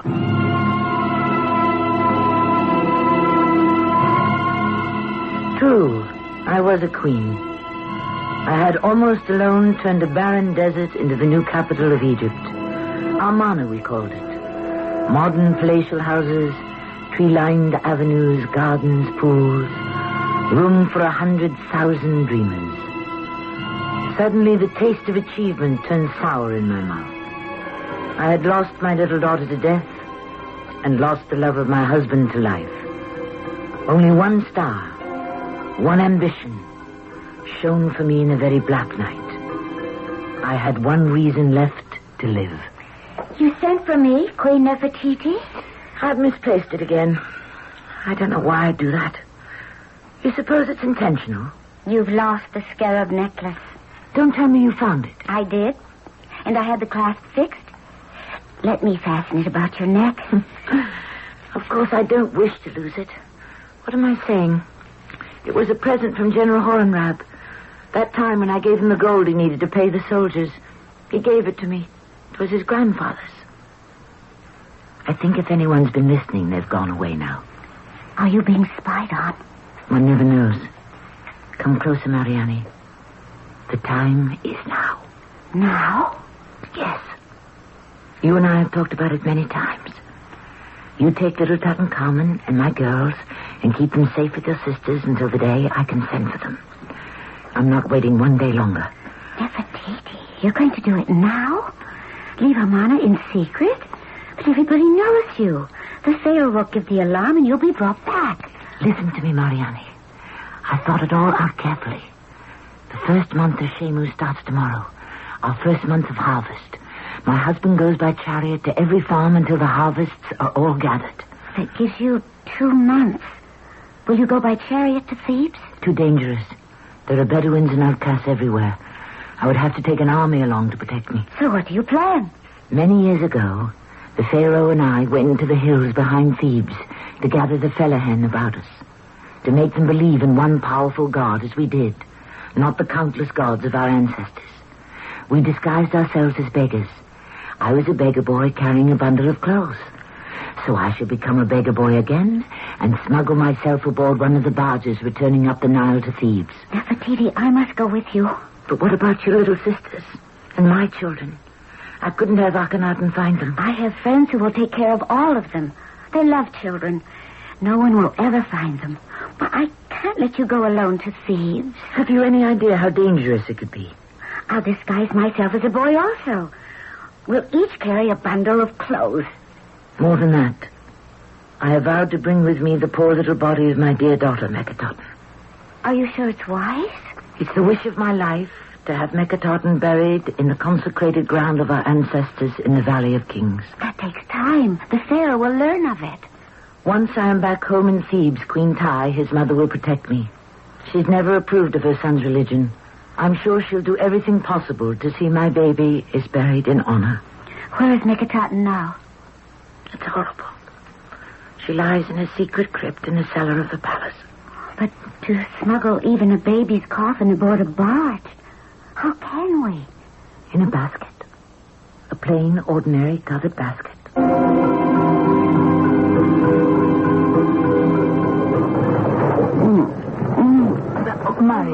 Mariani, stop that.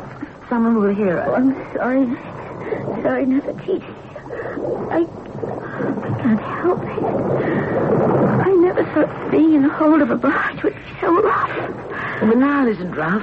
But every time 50 oarsmen pull at the oars together, the barge shoots forward like an arrow. Well, whatever it is, I don't feel well. It's been cramped down here for so many days with all those old ropes and smelly fish baskets. That doesn't help. If I live through this, I'll never eat fish again. I get so cramped down here on these boards. It's night now, so I can go out on deck. Stretch my legs. Well, be careful. We don't want to be discovered. I say to myself, if the sailors find out now, what can they do? We're almost at Thebes. They're not going to turn back to Amarna with 2 stowaways. But what if they find the basket with Meketaten's body? They won't. Down here it looks like any other basket. Now you rest, Mariani, and by morning you'll see. You'll feel much better.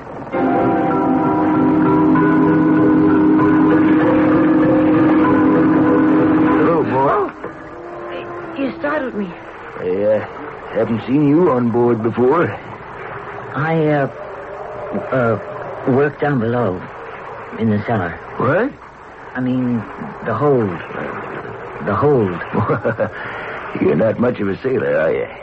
Works in the cellar. Is this your first trip? Yes, it is. Yeah, we're almost at Thebes. You have a family there? Oh, yes. I wish I did. But my old mother, she died last month. Haven't got any family anywhere now. That's what comes of being a sailor. Well, not that they need sailors with these old river freighters or nothing but elephant-sized rowboats. You've been to sea? Have I been to sea? If it weren't for me and sailors like me, Egypt wouldn't have a navy, I can tell you that. But I'm getting tired of life on the water. Why don't you try something else? Well, I would if I could, but being a sailor's the only way I can serve Queen Nefertiti. May the gods keep her well. You're fond of the queen. Oh, I don't know an Egyptian who isn't. She's for the working people, and we know it.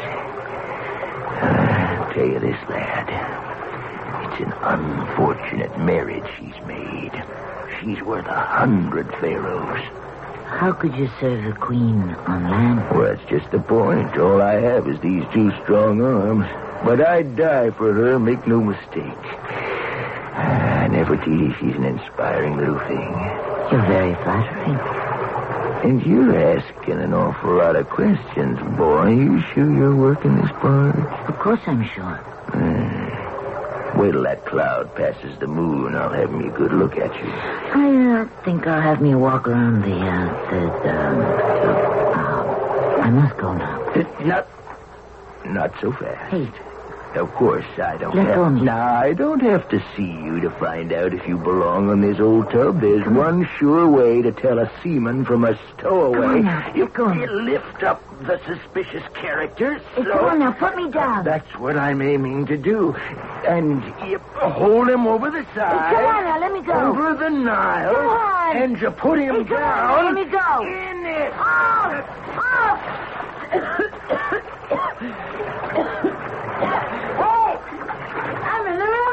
If you belong on a boat, you'll have no trouble in the water.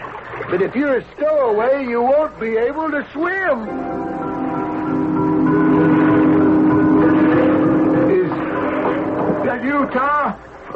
Nebuchadnezzar, is this your watch? all night. I like the night watch best. It's cooler. What are you looking at? Well, there seems to be someone swimming around down there. Can you see him? Someone in the river? Why, yeah.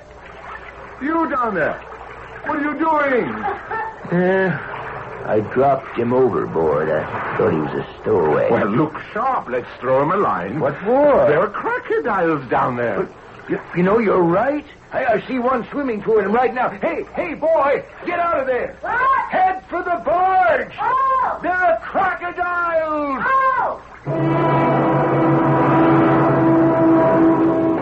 Nefertiti, the barge isn't moving. I know that.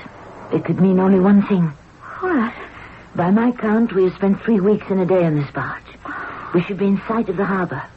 The harbor of thieves? And my guess is we're waiting for the pilot to come aboard and guide us in. I can't believe it.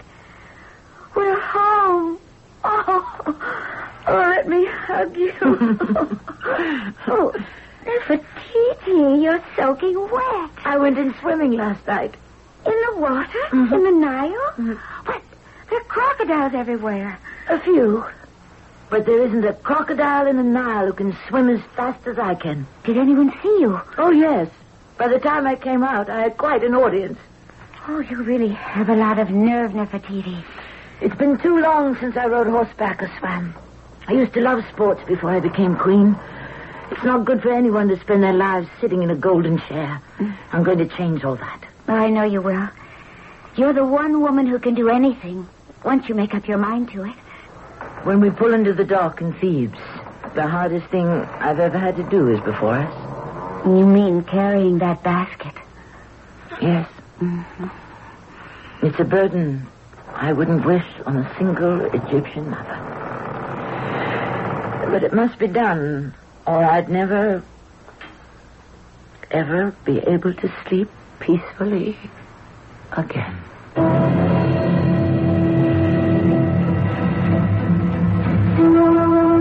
We today cannot imagine the importance of the afterlife as felt by the ancient Egyptians. An Egyptian anointed and protected the dead to ensure continuing life in eternity. That is why he surrounded the deceased with what he enjoyed on earth, so that the dead could continue the same existence in afterlife. I shall return shortly with Act 2. Try to place yourself in the dilemma that faced Nefertiti. Your daughter is embalmed, but has received no sacred burial rites. Your children are hidden somewhere in the city you have escaped from. Your husband, to put it mildly, is a religious fanatic. He also happens to be the most powerful man in Egypt. Only courage stands between you and the collapse of your entire future. You have taken refuge with the Queen Mother, your mother-in-law, in whose hands lies your safety. And so, Queen Tai, I had to escape from Amarna. You have no idea how strange your son has become. Sacrilege after sacrilege. Not the least of which was denying Akhenaten a proper Egyptian funeral. That I could not have. I want her there, waiting for me in eternity when I die and arrive. Oh, my poor child. I wanted to believe in one God. I thought it made so much more sense than a separate God for every human effort. But when I saw how this belief, how unbalanced it made Akhenaten's mind, the way he acted, I had to escape with my child. We must have the proper burial before he finds out. You're afraid Akhenaten will come here to Thebes, And try to stop it? Yes, I do. How long will it take, Queen Mother, to prepare the sacred ceremonies? Is there time to dig a tomb in the Valley of Kings? Akhenaten will be taken to the Valley of the Queens, into a burial chamber I have built for myself. What's that? Don't be frightened. It's a signal which I must answer. I'll go myself and see what it is. Yes? What are you doing here? The palace guards brought me. They said this is where I should go. Do you have a message? I do have something, my lady, but I want to be sure it goes into the right hands. The soldier said it was valuable. Please give it to me. Well, how do I know I'm giving what I have to the right party? I am Queen Ty. May the earth swallow me 1,000 pardons. I had no idea. The Queen Mother herself. I prostrate myself before you. Get up. We don't do that here. I'm a poor seaman. I meant no harm. Neither do I. Now get on your feet. Thank you. I could see by the carving it had a royal crest, so I came here. Came to the gate, and the chief of the palace guard said he recognized it. It? What? Give it to me. This scarab on a necklace. I had no idea. It's not my fault. May I have the scarab necklace, please? Oh, yes, please. Take it. I don't want it. Where did you say you found it? On board a barge. We came from Amarna. I'm a poor seaman. I meant no harm. What is it, Queen Mother? Oh, it's you. Have I done something wrong without knowing it? I'm not a thief. I'm a loyal subject of the Pharaoh and Queen Nefertiti. He has brought this necklace. I don't know why the guards escorted him to our door. May I see it? The scarab. Queen Ty, this was given to me by General Hornrab. The guards must have recognized it. That's why this man was given safe conduct. Do you want a reward? No, nothing. I had no intention of it. I knew it was valuable, but money, I wouldn't think of it. Just let me go, miss. Do you know you are speaking to Queen Nefertiti? Oh, no. I'm done for. Your name is Tar. You are a seaman. You worked in a barge that arrived in Thebes from Amarna. Oh, Your Highness, you are blessed with a godlike sight. You are tired of sailing on river barges. You would like to work on land. Your mother has died. Everything. She knows everything about me. You will report to the commander of the palace guard and tell him the queen would like you to be her personal bodyguard. Oh, come, child.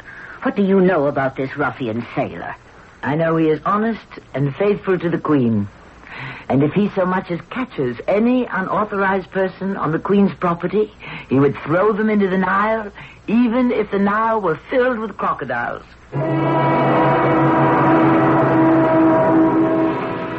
I don't think that Tar realized I was the stowaway he gave a bath to in the Nile. He was faithful, and he was useful during the hasty preparation of Akhenaten's funeral.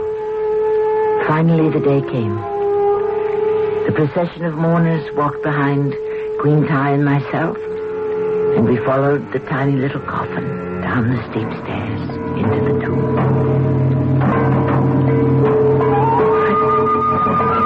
I cannot bear this, Queen Ty. My eyes are so filled. I'm so very sad. I wish I could join my daughter. Nefertiti, stop that. You have Tutankhamen, you have daughters, you have much to live for. I know that for 18 dynasties we have believed that death was only the first step to a wonderful transformation. But supposing it's not the passage to the true eternal life, supposing Akhenaten is reborn, she will be all alone. I'm here and she's... How can she be happy there? That is why her toys and her dolls and her little ebony and ivory chair, all the things she loved, are all being placed with her. What if we're mistaken and it's not true? And when I die, I shan't see her again. You ask too many foolish questions, Nefertiti. I wish Akhenaten were here. He loved her once. Akhenaten. He'd never allow this. We're heretics in his eyes. May the gods spare him when it is his time. We are now in front of the golden doors to the sepulchre. Did they bring the cornflowers and raisins? She loved raisins. Of course they did.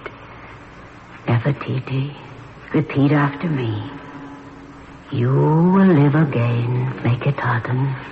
You will live again, Meketaten, you will live forever. Meketaten. You will live forever, Meketaten. You will remain young as you are forever and ever. You will remain young as you are forever and ever. We passed through the golden doors into the corridor which would lead us to my daughter's final resting place. All her toys and clothes and dolls and favorite foods and fruits and flowers were placed along the corridor. Behind us, guarding, was Tar, the sailor. Where are you going? I am a priest, you fool. I have indulgences for sale. You cannot pass. I'm the Queen's bodyguard. It's just the man I want to see. You're a priest? Carrying that box around your neck like a street vendor selling figs and dates? Oh, you know nothing about funeral ceremonies, bodyguard. I can see that. In this box, I have indulgences for sale. In what? Well, what are they? Indulgences guaranteed to place the hand of the deceased into the hands of Osiris. Take a look. Those clay figures can do that? Very helpful. I'll make you a good price for a dozen. Less than a dozen is hardly worthwhile. It's not effective. A waste of your gold. Your mistress will appreciate it, I guarantee you. Oh, I don't know anything about indulgences. All I know is no one is allowed in there. Now, you'd better go. Meketaten's coffin was placed in the inner chamber, the figurines of the protective gods at each corner. It had all been such a rush. The artist was still painting the walls for the story of Meketaten's journey through the underworld to her final resurrection. Queen Tai and I stood there crying, and suddenly the door was thrust open. Nefertiti! Oh. Mother! What is this charade? Akhenaten. Son, restrain yourself. Nefertiti, may you be accursed. May you be barren for the rest of your days. May you suffer the eternal damnation of the only true god, Aten, the sun. Akhenaten, stop that. Mourners, you call yourselves professional weepers, the lot of you. Miserable beetles all praying to crocodiles and dogs, monkeys, cows, and snakes. Defiling my daughter, Meketaten, defiling her, the high priestess of Aten. Indulgences for sale. Are you still here, bodyguard? What's happening inside the burial shrine? I hear all kinds of loud noises. Oh, I have no idea. Haven't you sold all those trinkets yet? Trinkets? You watch that sacrilegious tongue of yours.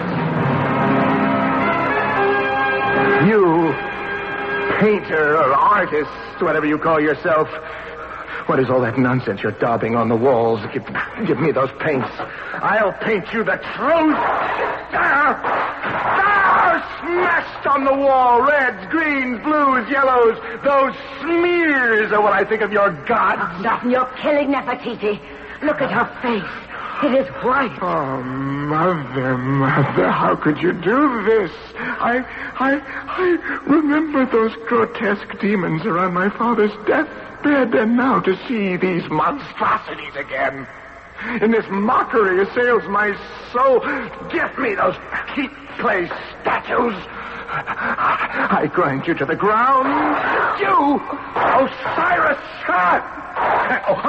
This one, too. Anubis the dog. Lie on the ground, Anubis, where dogs belong.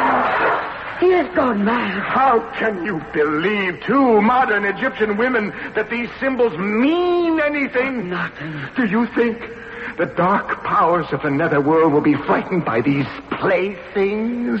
How can you be so stupid to think this primitive magic will open up the gates of life after death?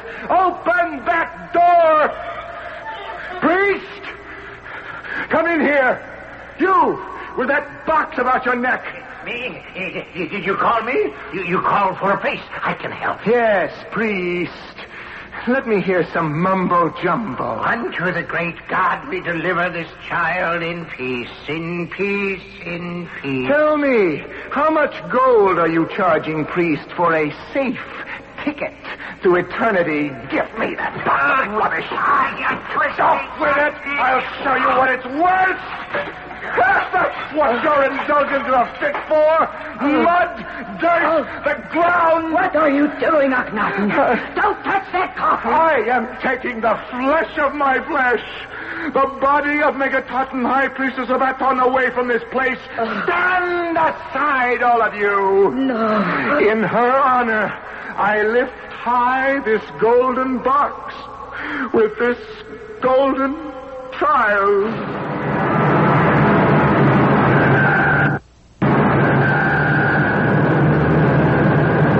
On the sacred body of my own flesh and blood, I say to you all, you are doomed. There is only one God, the giver of life and the taker of life. I shall now bring the remains of this child back to the city of truth, Amarna, and bury her in the eternal house of Aten, the sun, free of demons, ghosts, dogs, and superstitions. And you, my loyal, noble wife, robber of bodies, defiler of Aten, you will be placed in chains like a common foreign captive slave and brought back to the city of truth for the world to mock.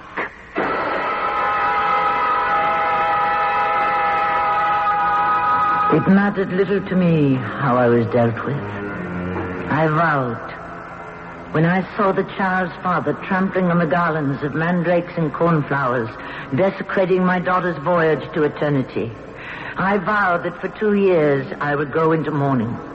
I would wear coarse sacking. I would scatter dirt on my head. And only when my grief was paid for would I once again look up into the sky.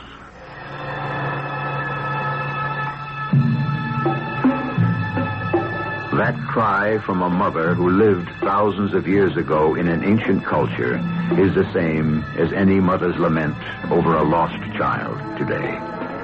Centuries have passed. Statues have crumbled. The desert sand has covered much of what dynasties of Egyptians had built. But sadness, courage, and love still remain. I shall return shortly with Act 3.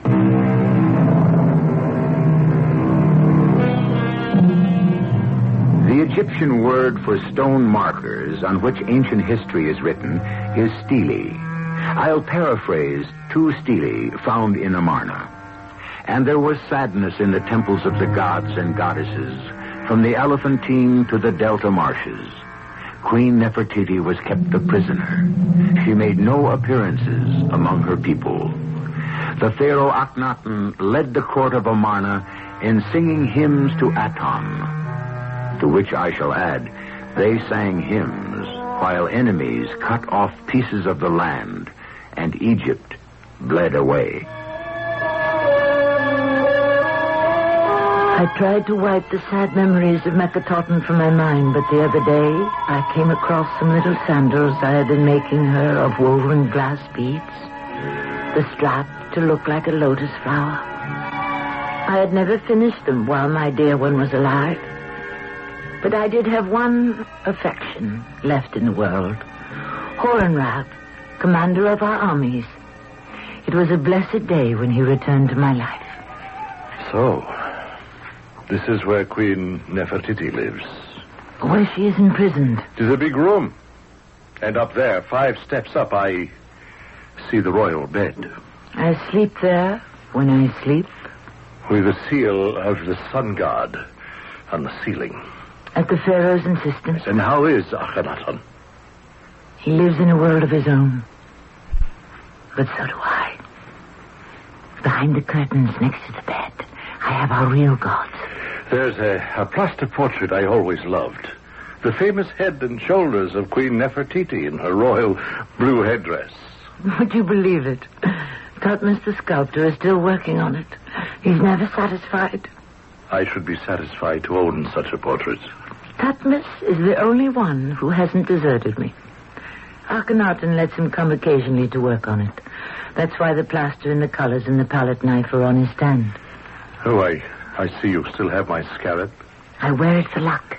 Nefertiti, I have come to tell you that the Pharaoh must die. He is killing Egypt by neglect, and I cannot stand by any longer and watch it expire a little every day and do nothing. I have no feeling for Akhenaten. I'm glad. There is no one else who can get close to him but you. So, it is you must do it. I couldn't. Then I will. But when I do, I'll need your help. How can you ask me to be a part of this? My own husband. Loyalty after what he's done to you? Dragging you through the streets in chains. Oh, I know it was 2 years ago, but never in the history of all Egypt has anyone of royal blood been treated like a cheap trophy of war. When does Akhenaten visit? No set times, but I don't expect him today. Nefertiti, you are still queen of our people. They are being murdered in Usalim, in Lebanon, in Palestine. The lands surrounding us have all been lost to the enemy. It's too late to bring back to life the hundreds of thousands who have died, but it is not too late to rid the world of an insane pharaoh. Who sent you here? 500,000 people who looked to Amarna for help and who died waiting. I cannot. Then I shall have to do it alone. I believe the Pharaoh is arriving. I'm very afraid. Good afternoon, my dear. I've asked Tutmos to join us shortly. We will have some pictures made. How are you, my dear? Good day, Pharaoh Akhenaten. Ah, I know you. What are you doing in Amarna? Why aren't you back in Thebes with the palace guard? My king, do you know that all the provinces of Egypt have been lost? Everything gained by your father, Amenhotep, and his father before him? There have been whispers, Nefertiti. I don't like whispers. So I've asked Tutmos to sketch some pictures showing how happily the House of Aten rules, you and I together. He'll be here in a moment. My king, have you heard me? Then we'll have these new drawings copied on temple walls and public places all over the land. You, sir, you are interrupting me. Of course I heard you. I know all about that. Every day I receive a letter from some prince or governor asking for this, asking for that. Troubles, invasions. Who believes that? They want our gold. You knew. You've known all along? I never believed a single clay tablet. Where is that Tutmos? You're spending too much time fooling around with that head of you, Nefertiti, and that silly blue hat. Hornab, you may leave us. Go back to your army. Egypt has no army. In 2 months, maybe less, the entire Nile may be Hittite. Do you believe that? King Hatti wouldn't dare. You have forgotten. King Hatti is dead. His son is king and ruthless. They know Egypt is a land of peace and harmony. They'd have nothing to gain. I can't stand to hear you talk such nonsense. Akhenaten, don't be a fool. The general could still organize an army if you'd let him. Stupid. Stupid. You dare talk to me, your god, like that? Yes. You... Take your hands off me, Hornab. I am holding your arm so long as it is raised against the queen. Put it down. How dare you? General, you will go down into the courtyard and stand by the pool where I can see you from this window. You will stand at attention. I shall be there, Pharaoh. Let go of me. Why do you squirm so? There. I release you. I'd say this figure Tutmos did of you could be improved on. Don't you dare touch it. The shoulders are much too big for the head. Suppose we cut a bit off. Stop it! What are you doing? You're crazy. And suppose we cut down the other shoulder to make it even. You are a destroyer. I should have known. Give me that knife. You leave that beautiful thing alone. Coward. Coward. Get off the floor. You're not hurt. Now, kneel. No. Kneel, I say. That's better. God forgives you. God? What God? How would you know if he forgives anybody? You can't even make the ignorant and superstitious believe, with all your gold discs on the altars of temples, with all your destruction of statues of the great pharaohs. The Fellahin once threw stones at you. Now it's hate. Egypt hates you, Akhenaten. Those priests in Thebes deserve what they got. Empty treasuries. I didn't destroy statues. I tore down false gods. And if the priests hate me, they hate the truth. The truth as you see it. What about the Egyptian who lives now? You can't destroy him, deface, or chip away what's in his heart. That's where I carry the old gods. Inside. And so do they. How do you know? You're confined to the palace. Amarna is filled with those who believe in the one sun God. Fine people come here from all over to reject superstition. You really believe that? Your one God is the joke of the city. Superstition. Why, you're more superstitious than the most ignorant camel driver. Did I say you were hated? Egypt is laughing at you. Be quiet! Did you enjoy slapping my face? Did your God tell you to do that, coward? The way he told you to murder our daughter, force a 6-year-old to burn to death under the sun? I will never forgive you for that if I live to be 1,000 years. Nefertiti, don't... You don't understand. Get away from me. Come down from those steps. I don't want you near me. Don't you understand? You don't know me anymore, please. I'm standing here on the top step. Don't you come any closer.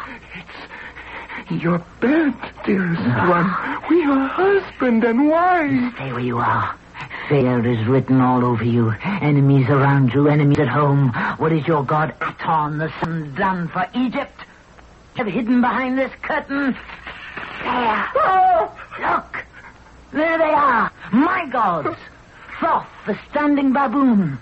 Sobek, the crocodile. They protect me. You traitor. And what has he done for us, your one god? Where is he? I am Aten. I am God. I am God of the universe.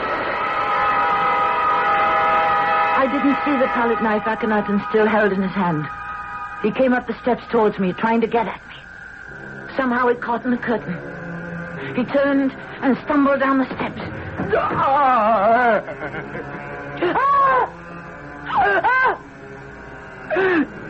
He fell on the palette knife and didn't rise. The gods had struck him down. He was lying face down. I turned him on his back and pulled the knife out. I tried to stop the blood. It wouldn't stop. And then I fainted.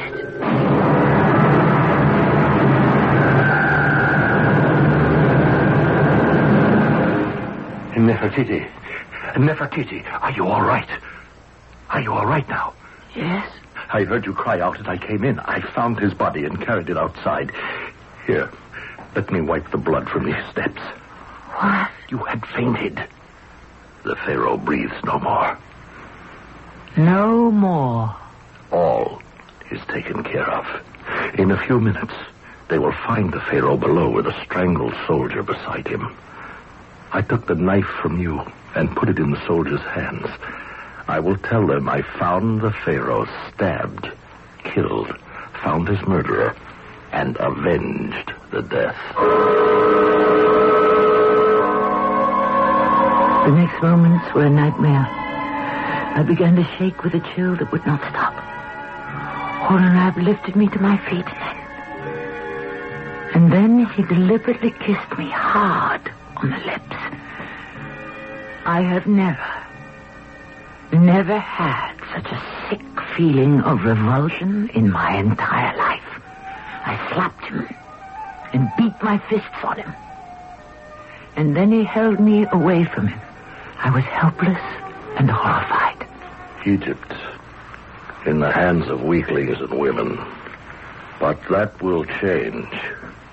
Oh, yes. Wipe your lips. You will never remove my mouth, Nefertiti. Don't tell me you loved him. You never loved him. Low creature. Son of a tailor. Now that your hand is steady with a knife, I am not good enough for you. You were never.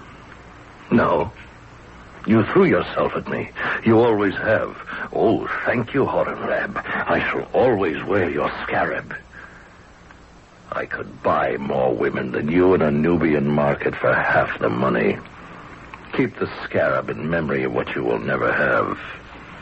A man. I go now to protect your name. My last service to Queen Nefertiti of all Egypt.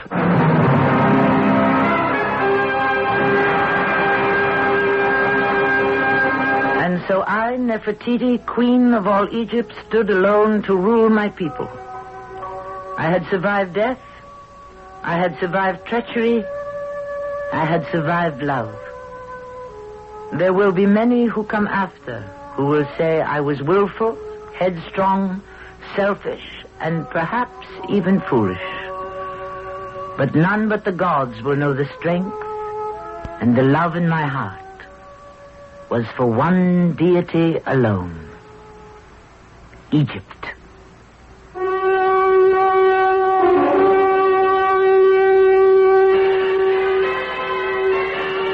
We close now the golden doors on that golden age and hope these extraordinary people have come alive for you. Like the alabaster vases unearthed from the Pharaoh's tombs today, 30 centuries later, the luster remains. The splendor of those ageless dynasties will never dim or die. I shall return shortly.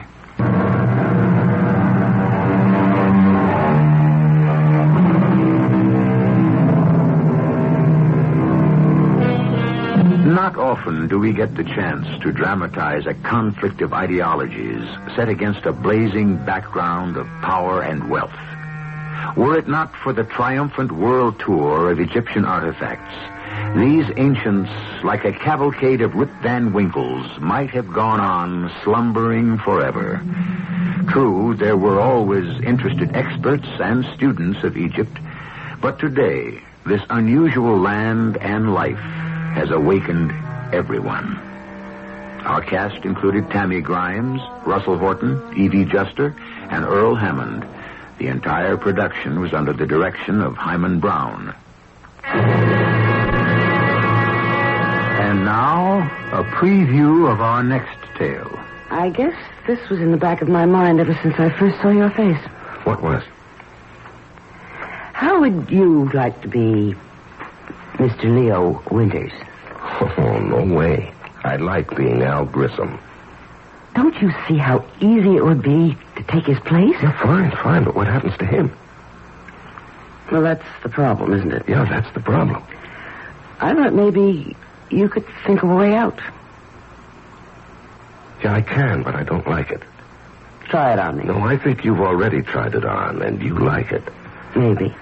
Not maybe, positively. That's what you wanted to lay on me when you said you wanted to talk. You're not only sexy, but you're smart. Yeah, you bet. Smart enough to stay away from murder.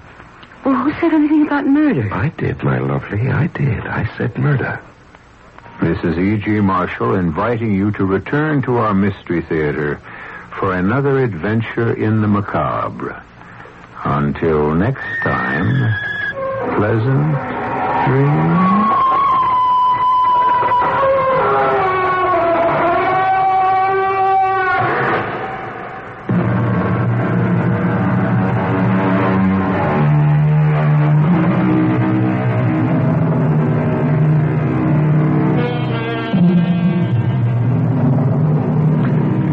Tomorrow night on the Radio Mystery Theater, immediately after the 8 o'clock news, for Dead Ringer,